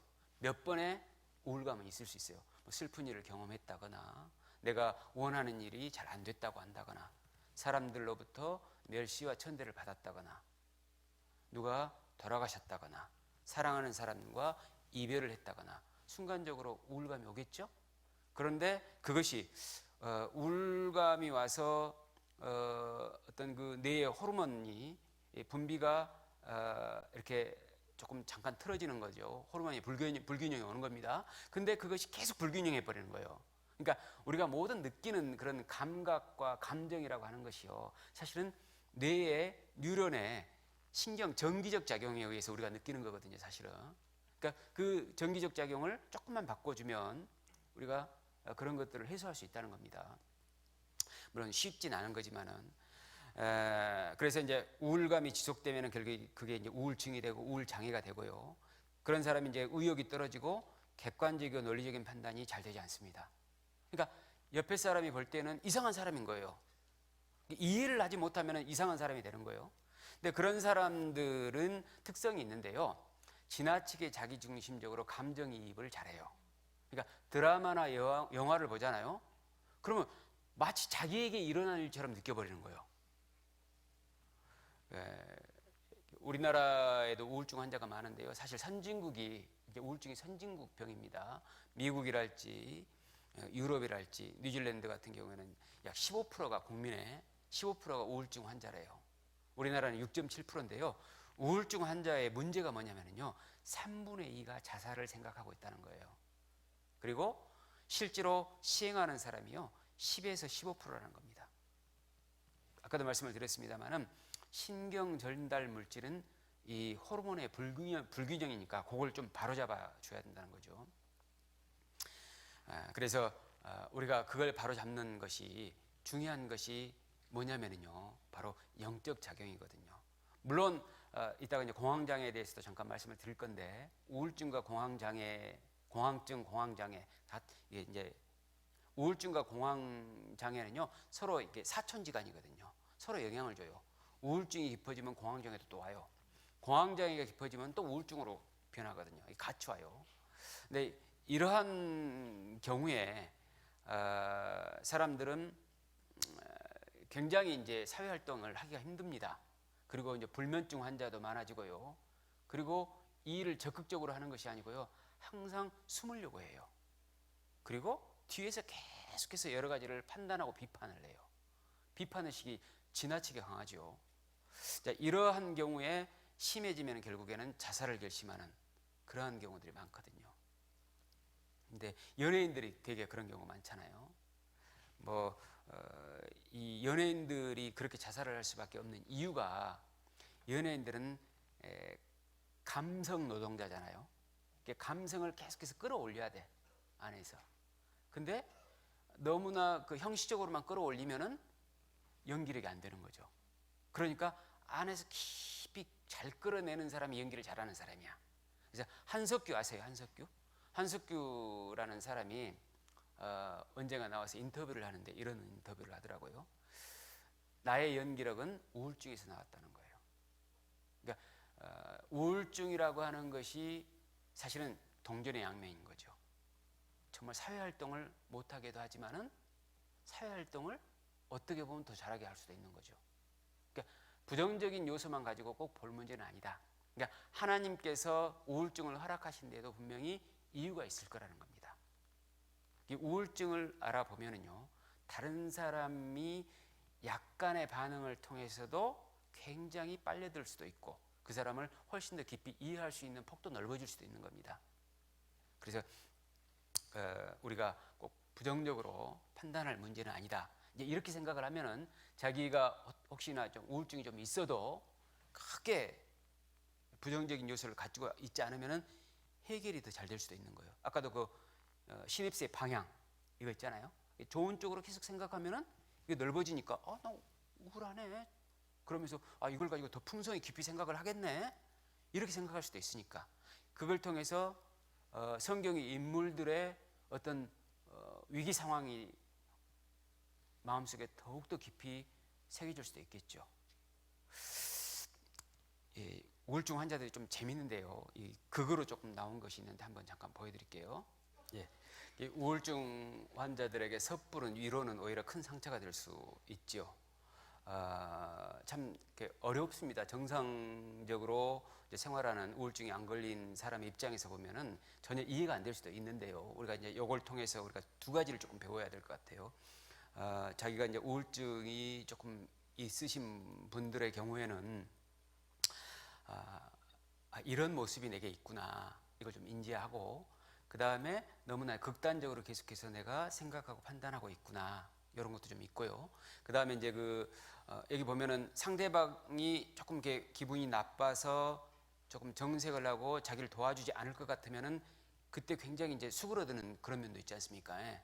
그래서 이렇게 연약한 부분들이 많이 있다는 거. 그 다음에 이제 여기 보면은 이제 조언을 해준다고 계속해서 이제 한석규가 하다 보니까 오히려 큰 상처가 되지 않습니까? 그래서 많은 말보다는요, 같이 표정으로 이해해주고 조금 기다려주는 것이 훨씬 더 큰 도움이 되겠다라고 생각을 합니다. 그래서 우울증 환자에게 하지 말아야 될 그 위로 말 6가지가 있는데요. 힘내, 하지 말아야 된다는 겁니다. 차라리 힘들었겠다라고 바꾸는 것이 훨씬 낫대요. 그래서 두 번째, 네가 자기 감정을 잘 다스려야지 이런 말도 하지 말라는 겁니다. 상대방의 우울증을 과소평가해서요, 자존감을 오히려 떨어뜨릴 수 있다는 겁니다. 그리고 네 가족을 생각해. 가족을 생각해서라도 그러면 안 되지. 안 된다는 겁니다. 이건 오히려 자기를 더 책망을 해서 우울증이 더 심해진다는 거예요. 그 다음에 긍정적으로 생각해. 다 네가 마음먹기에 달렸어. 이런 말도 안 되고요. 그 다음에 나는 네가 어떤 심정인지 알아. 이런 말도 안 되고, 그리고 또 진짜 하지 말아야 될 말 6번째가 뭐냐면요, 너보다 더 안 좋은 상황에 있는 사람도 있어. 이건 절대 하지 말아야 된대요. 절대. 그런데 혹시 이제 우리가 조금 더 도움을 주는 측면도 잠깐 말씀을 드렸고요.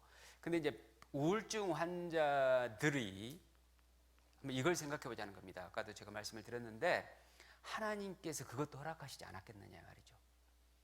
그것이 긍정적인 면으로도 작용할 수 있지 않을까? 한번 이런 생각을 해보자는 거죠. 그러니까 우울증이 걸렸으니까 나는 사회적으로 외톨이가 돼야 돼. 나는 아무것도 할 수 없어. 이렇게 하면은요, 오히려 우울감이 더 심해지고 우울증에서 벗어날 수 없는 거죠. 그런데 이걸 통해서 더 하나님께 영광 돌릴 수 있는 방법을 찾아보는 거죠. 아까 시냅스 환경처럼. 그런데 역사적으로요, 우울증이 기뻤던 사람들이 굉장히 뛰어난 사람들이 많아요. 우울증에 걸린 게 사실은 부정적인 요소만 있다고 하는 건 아니죠. 어떤 사람은 마치 자기가 이제 우울증에 걸려 있으면은 죄시화하는 경우가 있는데요.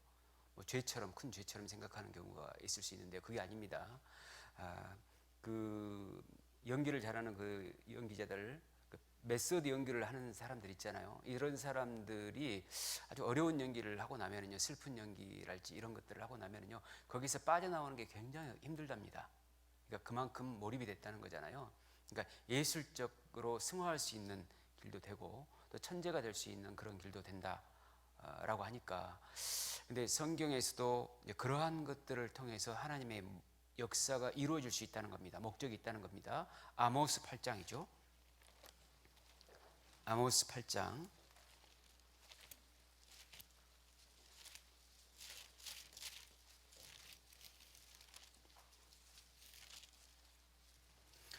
8장 10절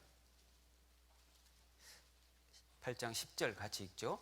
너희 절기를 애통으로 너희 모든 노래를 애곡으로 변하며 모든 사람으로 굵은 배로 허리를 동이게 하며 모든 머리를 대머리 되게 하며 독자의 죽음을 인하여 애통하듯 하게 하며 그 결국으로 곤고한 날과 같게 하리라. 이 말씀은 북이스라엘의 여로보암 2세 때에 크게 번영을 했는데요. 하나님 앞에서 큰 범죄가 시작이 된 겁니다. 그래서 하나님께서 애통과 애곡과 또 죽음을 통해서 이제 바꿔가겠다. 그래서 곤고한 날을 주겠다. 그러니까 우울하게 만들어 버리는 거죠. 그 이유가 뭐냐면은 이스라엘 민족을 회개시키기 위해서 그런 거거든요. 그래서 우리가 우울감을 느끼지 못하면은요, 간절한 회개의 마음도 안 생길 수도 있는 거거든요. 그리고 우울감을 느끼지 못하면요, 다른 사람의 감정을 무시할 수도 있는 거거든요. 또 우울감을 느끼지 못하잖아요. 그러면 하나님께서 내가 범죄했을 때 얼마나 슬퍼하실지 우리가 이해하지 못할 수도 있는 겁니다. 그래서 우리가 조금 관점을 달리해서 이걸 조금 보면 그러한 문제가 있다 할지라도 긍정적으로 조금 바뀔 수 있을 것 같아요. 그래서 전도서 7장 14절 말씀에도 보면은 형통한 날에는 기뻐하고 곤고한 날에는 생각하라. 하나님이 이 두 가지를 병행하게 하사 사람으로 그 장래일을 능히 헤아려 알지 못하게 하려 하였느니라. 이런 말씀을 하셨는데요. 형통한 날도 있지만 곤고한 날도 있는 거예요. 그걸 통해서 하나님은 하나님께 의지하도록 만드는 겁니다. 우울감이 있기 때문에 간절히 하나님께 부르짖을 수 있는, 사람에게는 못하지만 하나님께는 부르짖을 수 있는 그런 태도 변화가 또 될 수가 있는 거니까요. 그 다음에 이제 공황증, 공황장애. 이제 공황증, 공황장애도 마찬가지인데요. 공포감, 두려움, 이것이 지속되는 것이 공황증, 공황장애입니다. 근데 두려움이나 공포감은 누구나 들 수 있어요. 어두운 골목길을 지나갈 때 공포감이 오잖아요. 또 학교 다닐 때 친구랑 맞짱 뜨려고 하면 왠지 떨리잖아요. 가슴이 막 심장이 뛰잖아요. 그런 거거든요. 그런데 이제 그렇게 되는 게 일시적인 게 아니고 쭉 이어지는 것이 이제 공황증, 공황장애거든요. 근데 이 공황 장애가 굉장히 이제 무서운 또 질병이에요. 근데 왜 그러냐면요, 일단 숨쉬기가 어렵거든. 그리고 심장이 아주 빨리 뜁니다. 그리고 심장 소리가 들려요, 자기에게. 여러분 심장 소리 안 들리죠? 근데 심장 소리가 들려버리는 그런 상황이 되면 어떻게 잠을 자고 어떻게 일을 하고 어떻게 사람을 만나서 대화를 나누겠습니까? 그런 상태에 놓이는 거예요. 가슴이 답답하고 식은땀이 계속해서 나고요. 그다음 어지럽고 심지어는 응급실에 실려가는 그런 경우도 많이 있습니다. 그리고 좁은 장소나 또는 높은 장소 이런 곳에 가지 못하는 그런 경우가 있거든요. 근데 그러한 질병에 이제 많이 걸리는 사람들도 또 연예인들이 많아요. 이병헌이라는 사람도 그런 병에 걸렸잖아요. 그저께 이제 그 뉴스에 보니까 정찬우라고 컬투 쇼를 진행하는 정찬우라는 사람도 결국에는 공황장애가 심해져 가지고 일단 하차했다고 그렇게 제가 얘기를 들었는데요. 이게 혹시 여러분 중에 있는지 모르겠는데 요거는 이거하고 또 반응이 같대요. 어떤 거하고 반응이 같냐면요, 사람이 사랑하는 사람을 만나면 기대 심리에 떨리죠. 심장이 뛰고 괜히 얼굴이 붉어지고 그런 느낌이 있지 않습니까? 그거하고 비슷하대요, 사실은 반응은. 그런데 그게 이제 느끼는 상황에 따라서 안 좋게 느끼기 때문에 그게 이제 문제가 되는 거고, 첫 번째 그거고요.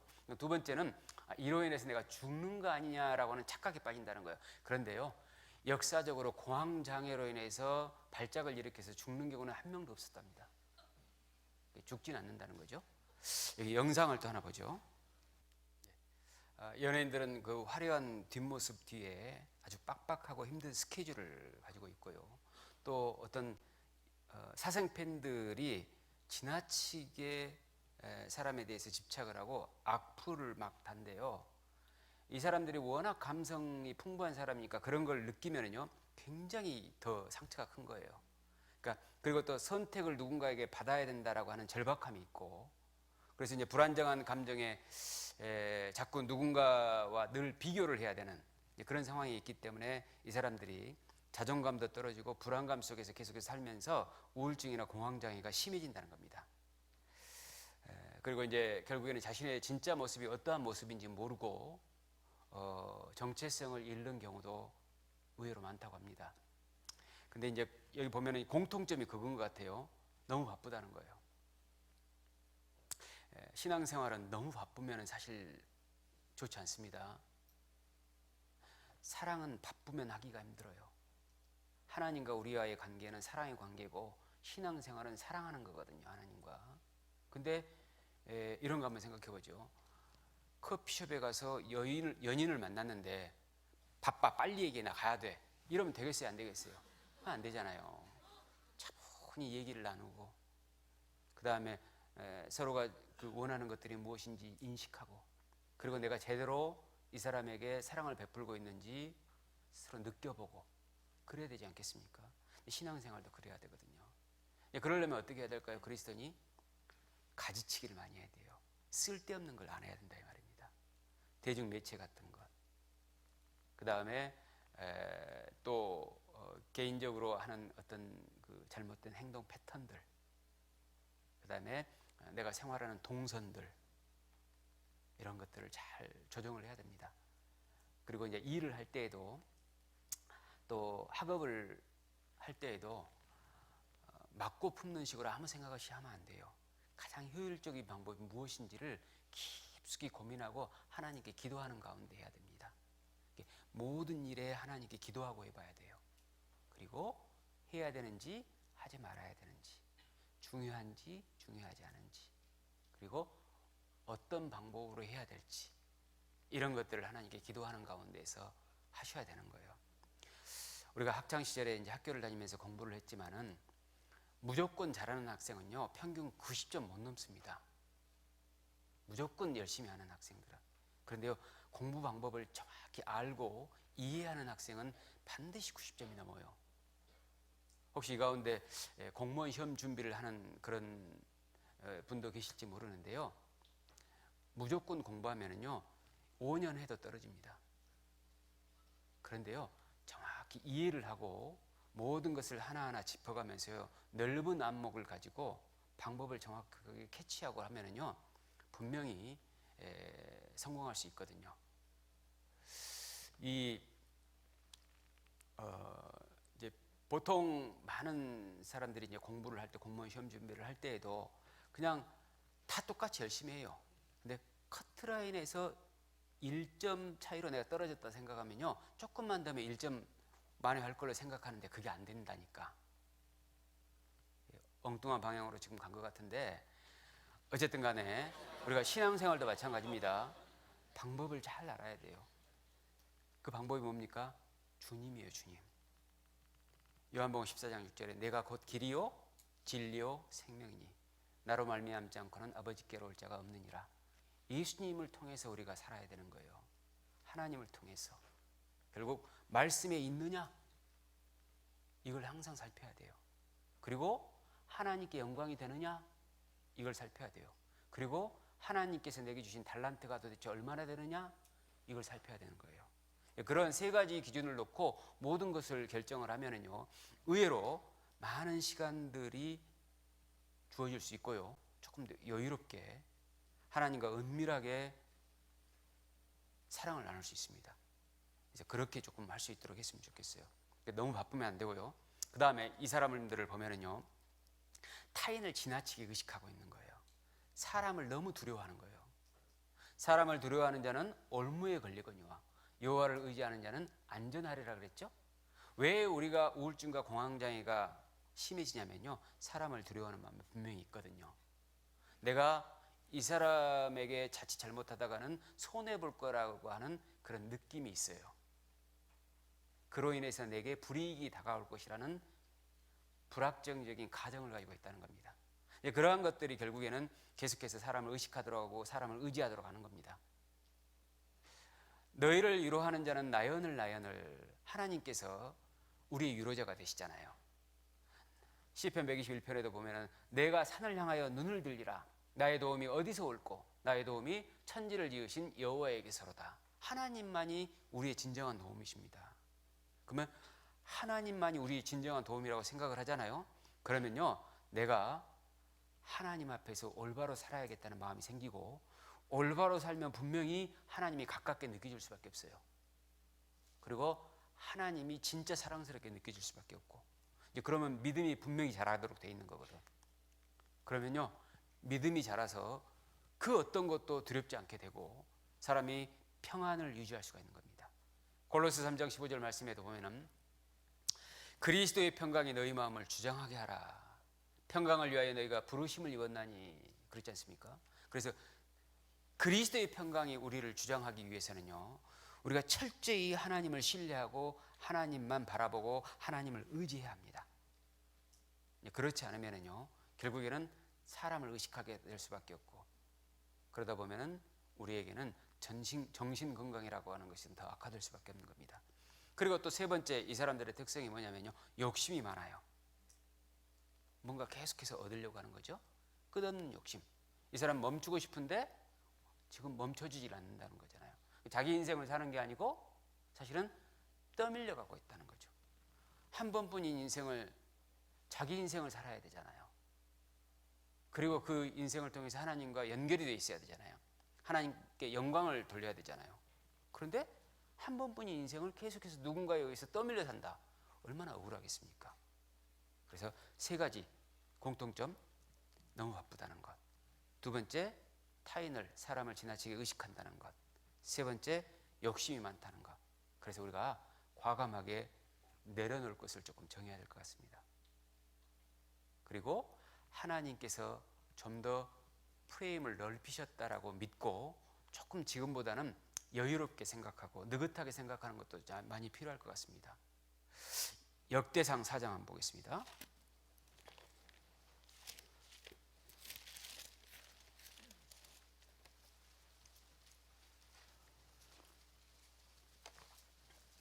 (4장) 10절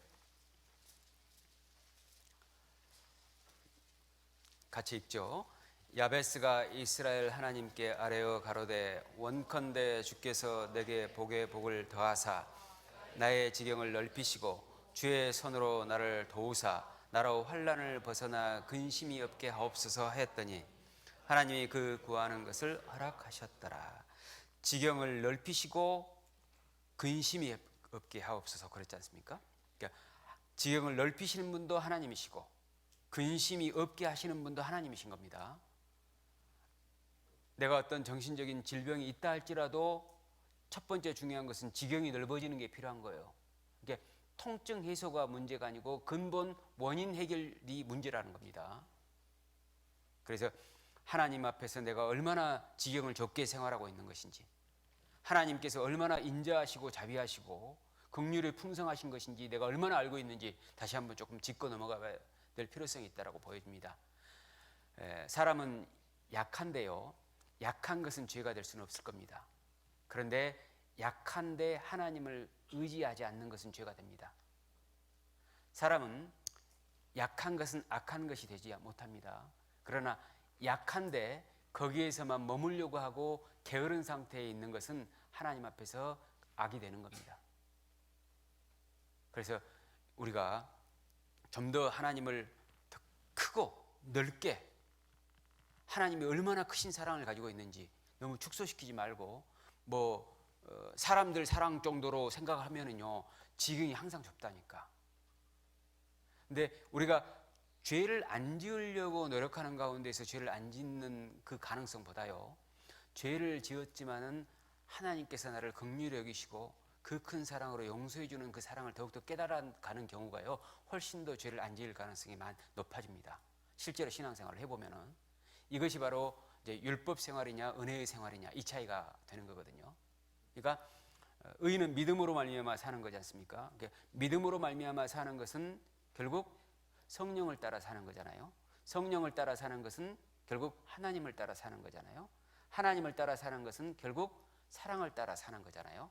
사랑을 따라 사는 것은 결국 말씀을 따라 사는 거잖아요. 그러니까 하나님의 말씀을 공부할 때에 정말 사랑의 음성으로 듣는 자세도 필요할 것 같아요.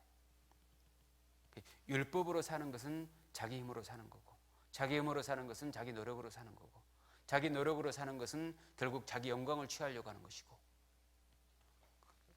그러면은 이제 결국에는 이제 한때는 잘하고 한때는 못하고 이제 기복이 굉장히 심해집니다.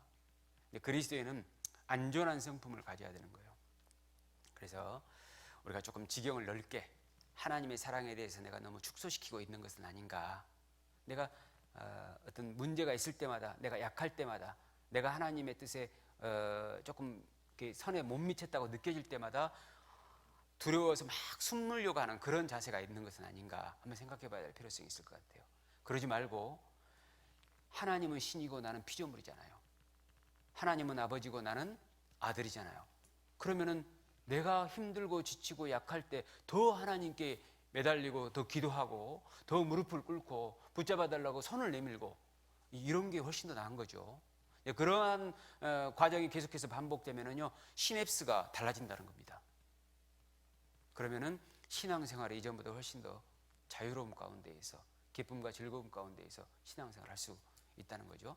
시간이 많지 않은데요, 간략하게 이제 성경을 찾지는 못할 것 같고 성경 속의 인물들의 어떤 정신질환 상태라고 할까요? 이제 그런 내용을 잠깐 말씀을 드리려고 하는데요. 욥이 그랬습니다. 욥도요, 전 재산을 잃었죠. 10남매 자식 잃었죠. 그 다음에 병이 들었죠. 그리고 자기 아내는 자기를 무시하고 또 저주하고 하나님 저주하고 죽으라고 하죠. 믿었던 세 친구가 찾아와가지고 위로한답시고 죄지었다고 그러죠. 징계받았다고 그러죠. 이것이 우리가 간단히 생각하니까 그렇죠.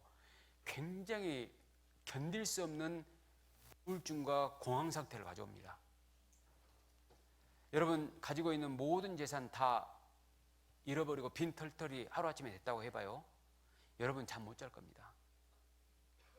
거기다가요, 내가 사랑하는 사람을 다 잃었다고 생각을 해봐요. 거기다가요, 건강하면 그래도 버티기라도 하거든. 근데 건강도 다 잃어봐요. 그럼 도저히 냉정하고 객관적인 판단이 안 생깁니다. 근데 거기다가요, 내가 가장 사랑하는 사람이 나를 저주해버려요. 그럼 못 견딥니다. 그런데 거기다가요, 사람들이 오해해봐요. 그럼 진짜 못 견딥니다. 근데 욥은 그걸 다 가지고 있었어요. 그래서 욥은 3장에서요, 태어나지 말았다면 좋았겠다라고 얘기를 합니다. 차라리 태어서 죽어서 나오지 않았으면 좋았겠다. 죽어 나왔으면 좋겠다. 이렇게 얘기하고요. 근데 그런 말을 에레미야, 눈물의 선지자 에레미야도 그런 말을 한 적이 있거든요. 그리고 욥기 7장에 보면은요, 차라리 죽는 게 낫다고 했고요. 또 욥기 17장에 보면은요, 자신의 죽음을 예견하기도 했었습니다. 나는 이대로 살다 결국 죽겠구나. 아무 힘이 없었던 거죠. 그런데 욥은요, 끝까지 하나님께 매달립니다.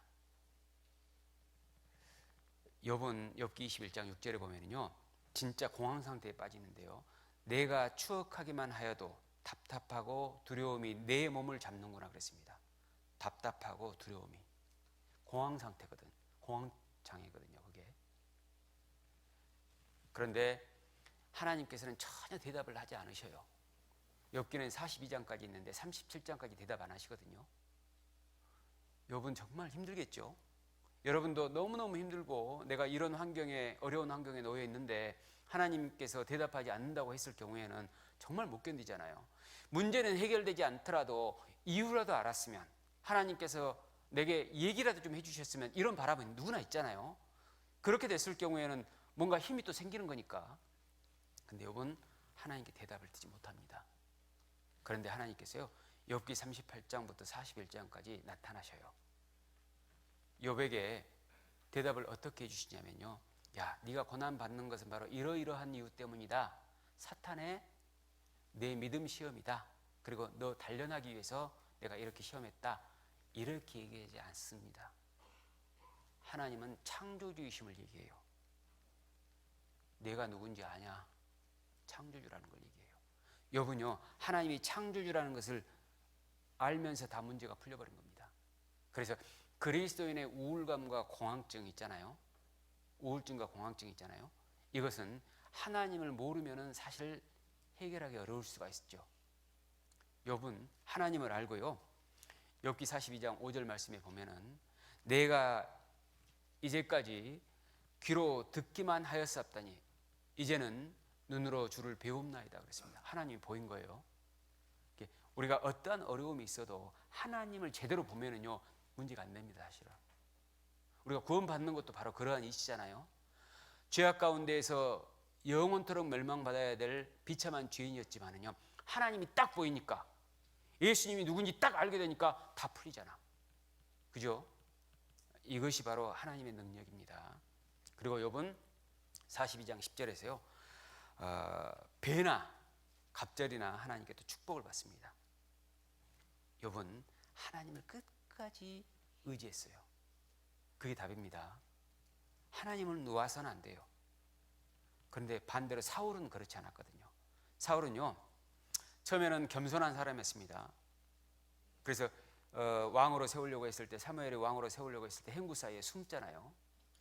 짐 사이에 숨는 거예요. 그러니까 얼마나 나서기 싫어하고 정말 두려워할 줄 아는 사람이었고 겸손한 사람이었습니까? 근데요 왕을 한 2년 정도 하다 보니까요 마음이 달라진 거예요. 할 수 있거든. 익숙함이 그렇게 좋은 게 아닙니다.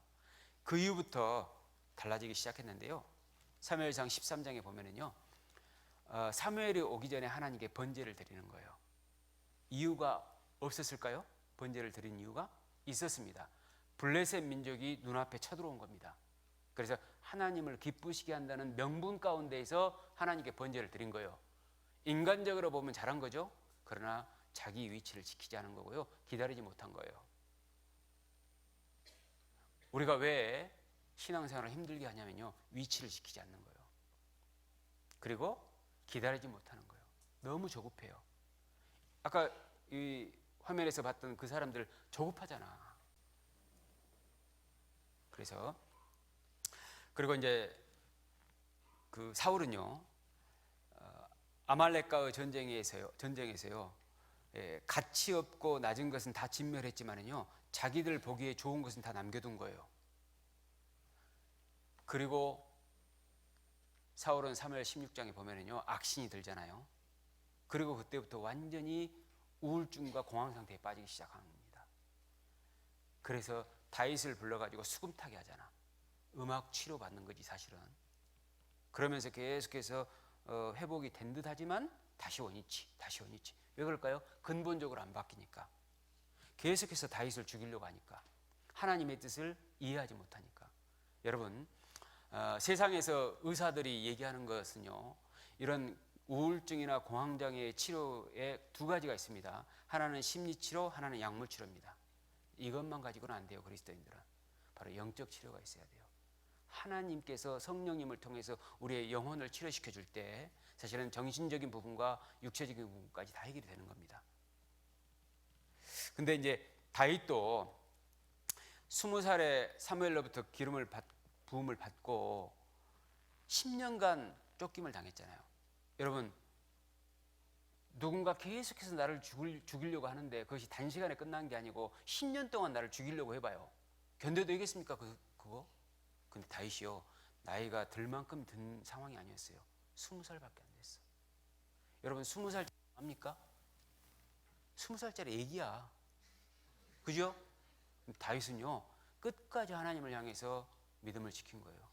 그리고 다윗이 가장 잘했던 말이요 주여 내가 무엇을 바라리요 나의 소망은 주께 있나이다. 시편 39편 7절에. 그래도 나는 주님밖에 없습니다. 욥하고 비슷하죠. 모든 문제 해결책은 하나님으로부터 있습니다. 하나님만 끝까지 의지해야 돼요. 하나님만. 그래서 우리가 의외로 성경의 인물들이 그 외에도 참 정신적으로 어려운 경험을 하는 경우가 많아요. 예를 들면은 아하스 왕도 마찬가지였거든요. 아하스 왕도 너무너무 두려워가지고 막 떨렸어.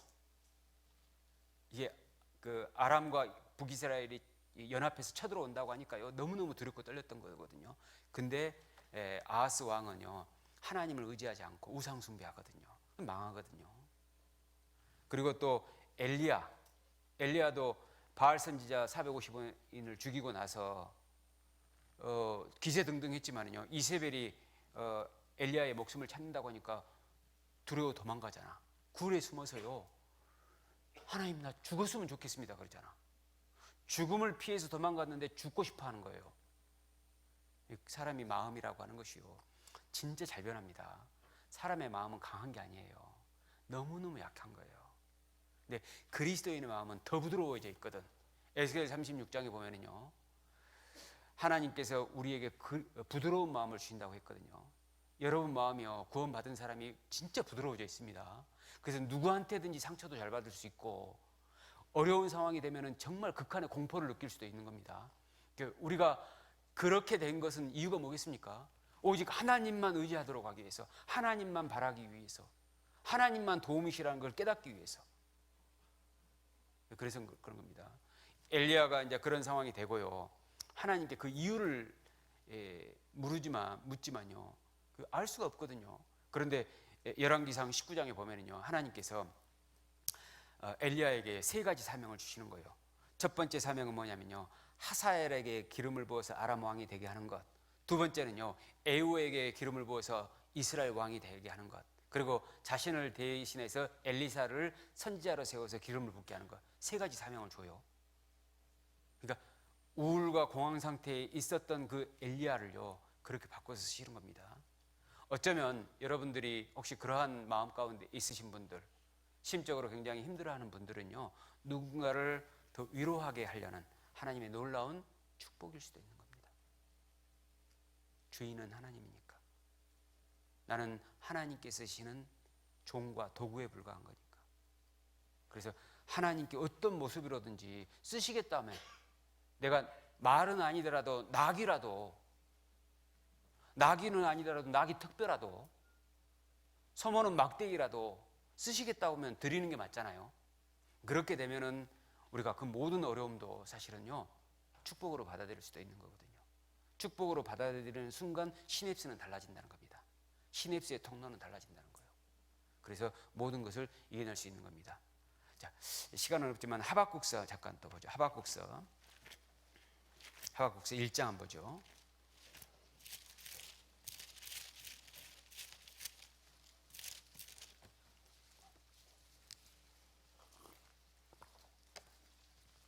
(1장) 2절로 4절입니다. 2절로 4절 제가 읽죠. 여호와여, 내가 부르짖어도 주께서 듣지 아니하시니 어느 때까지리이까? 내가 강포를 인하여 외쳐도 주께서 구원치 아니하시나이다. 어찌하여 나로 간악을 보게 하시며 폐역을 목도하게 하시나이까?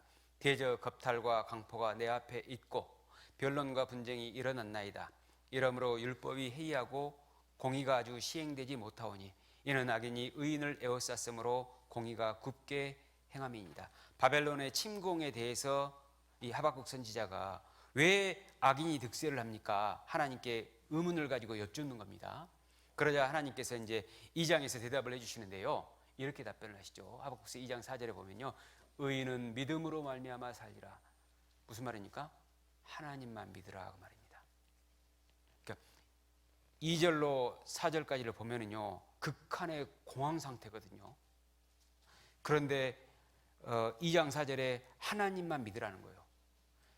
그랬더니 하박국서 3장 16절에 보면 이렇게 나옵니다. 하박국이 이제 어떠한 태도로 바뀌었는지 한번 보게요. 16절, 3장 16절로 19절 제가 읽죠.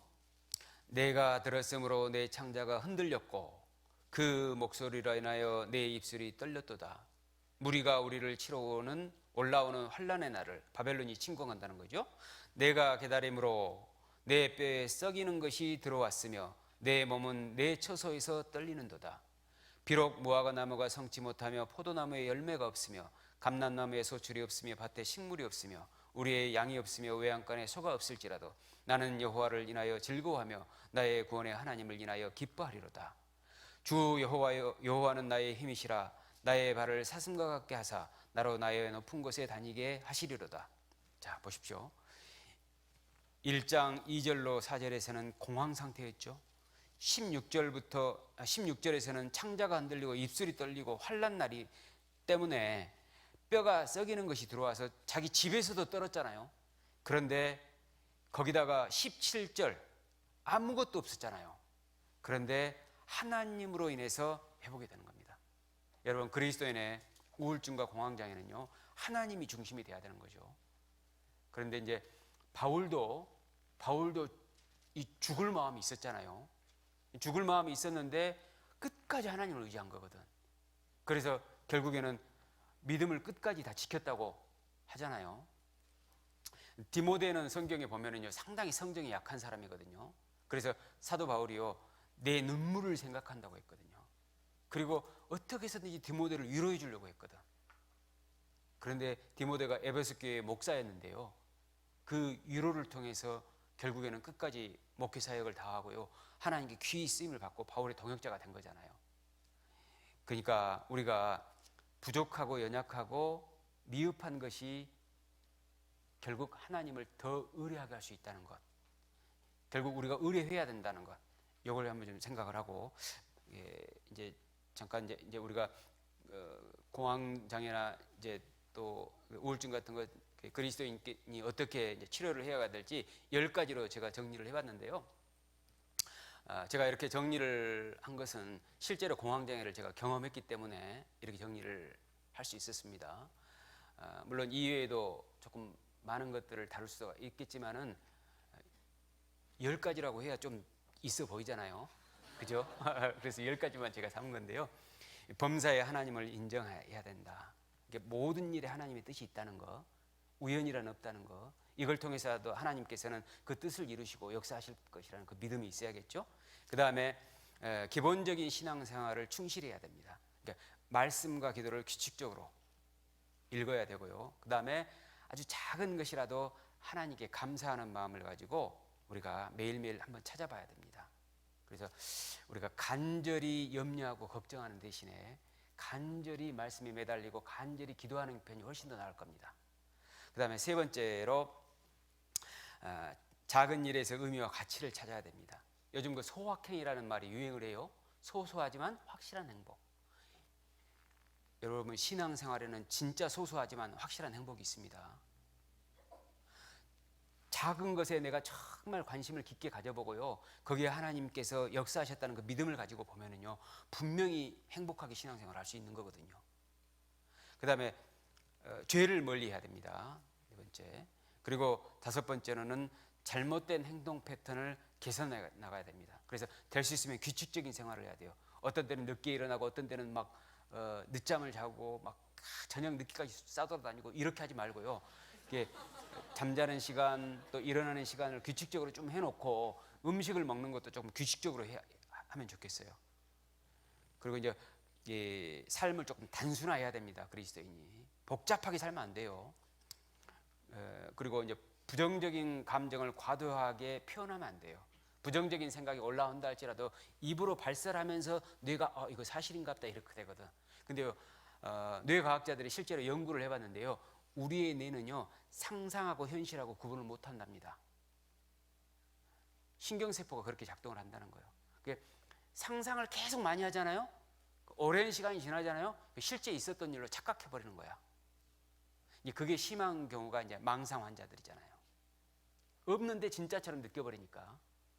그러니까 우리가 부정적인 생각을 많이 하고 부정적인 감정을 많이 갖고 죄에 대한 생각을 많이 하고 이러잖아요. 그러면요, 이게 사실화돼 가지고요, 뇌가 계속 그쪽 방향으로 가는 거라니까요. 그리고 1인칭 시점으로 보지 말고 그 1인칭 시점으로 계속 보면요, 자기 자신의 의식에 집중을 하게 되고요, 타인과의 관계를 소홀히 합니다. 나는 어땠다, 또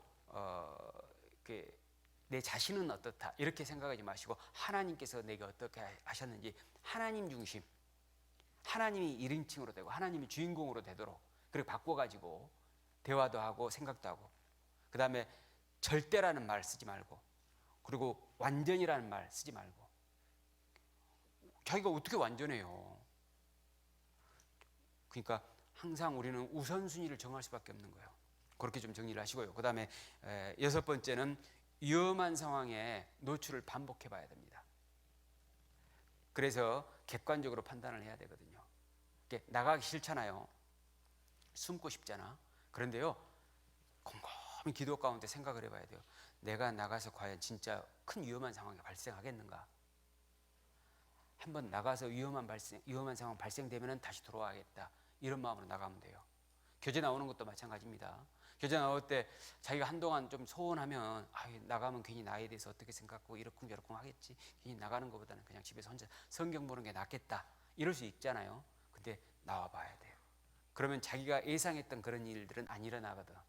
그게 이제 몇 번 반복이 되면은요, 그 위험 상황을 이제 뇌가 위험한 거 아니구나 이렇게 바꿔버린다는 거죠.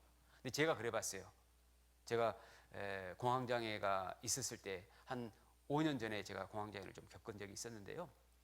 그때요, 아무도 만나기 싫은 거야. 근데 제가 정말 객관적으로 생각을 해봤어. 진짜 위험 상황이 있는 것이냐, 아니면 네가 그렇게 느끼고 있는 것이냐. 느끼는 거야, 사실은. 그래서 계속해서 그런 환경을 반복적으로 만들다 보니까요, 바뀌더라니까요. 그 다음에 일곱 번째는 좋은 환경을 만들어야 됩니다. 자기가 좀 정신적으로 건강하지 않은 상태면은요, 그러면은요, 될 수 있으면 좋은 사람을 많이 만나야 됩니다. 나를 위로해주고, 나를 올바로 조금 이렇게 생각해주고, 이런 분들을 자주 만나야 되고요. 그 다음에 좋은 분위기를 조금 만드는 게 좋아요. 불우한 환경, 공포스러운 환경을 피해야 됩니다.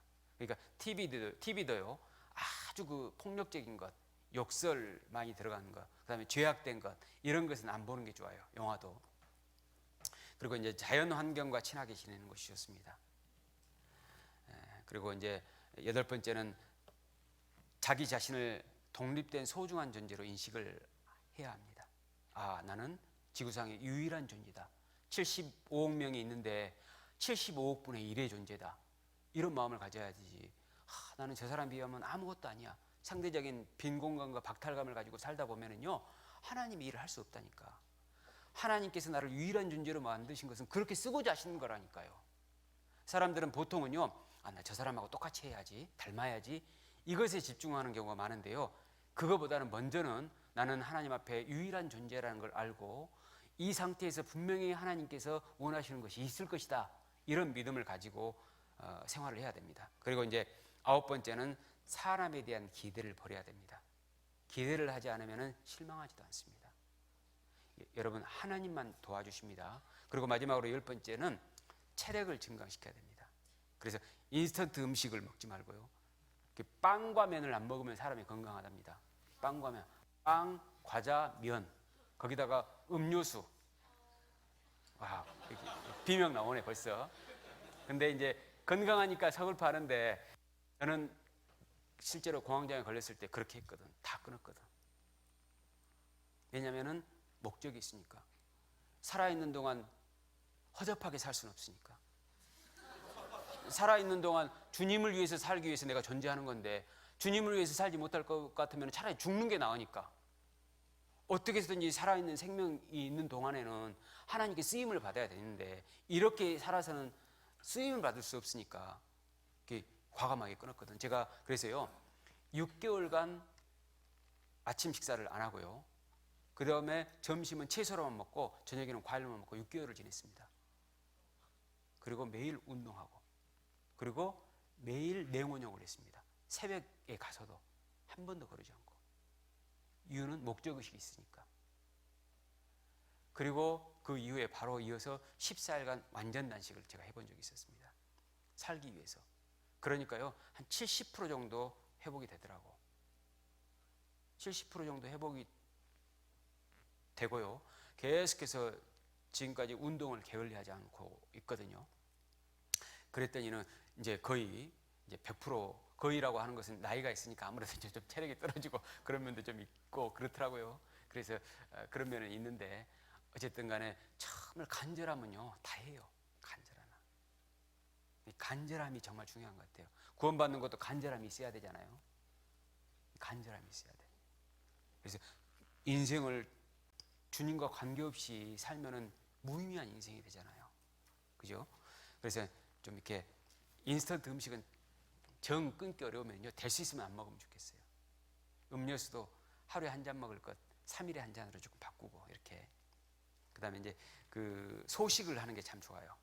그다음에 걷기나 수영 같은 거, 유산소 운동을 많이 하면 좋고요. 그래서 심폐 기능이 강화되면은요, 이러한 질병을 조금 이겨낼 가능성이 많습니다. 마지막으로 영상 하나만 좀 보도록 하겠습니다. 마지막 말씀 한 구절만 찾겠습니다. 전도서 2장 24절.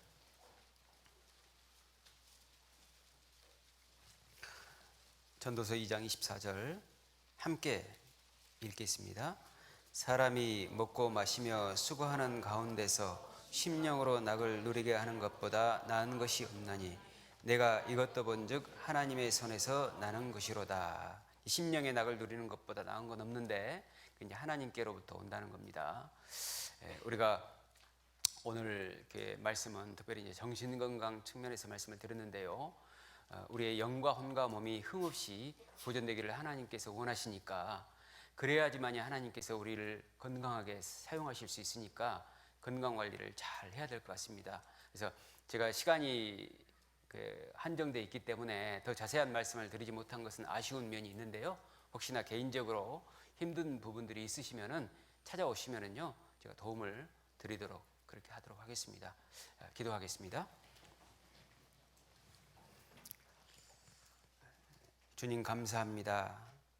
이 마지막 시대에 사람들의 정신 건강이 흐트러지기 쉽고 또 그리스도인들도 그것에 의해서 영향을 받을 수 있는데, 이 말씀을 통해서 저희들이 하나님을 의지하는 가운데에서 이 모든 것들을 해결할 수 있다는 것을 배웠습니다. 저희들이 영과 혼과 몸이 주님 만나는 그날까지 흠없이 보존될 수 있도록 계속해서 지혜를 주시고 더욱더 주님께 간절히 의지할 수 있도록 도와주시옵소서. 오늘 돌아가는 발걸음도 하나님께서 인도해 주시기를 바랍니다. 이 모든 기도 저희를 사랑하시는 예수님 이름으로 기도드립니다. 아멘. 수고하셨습니다.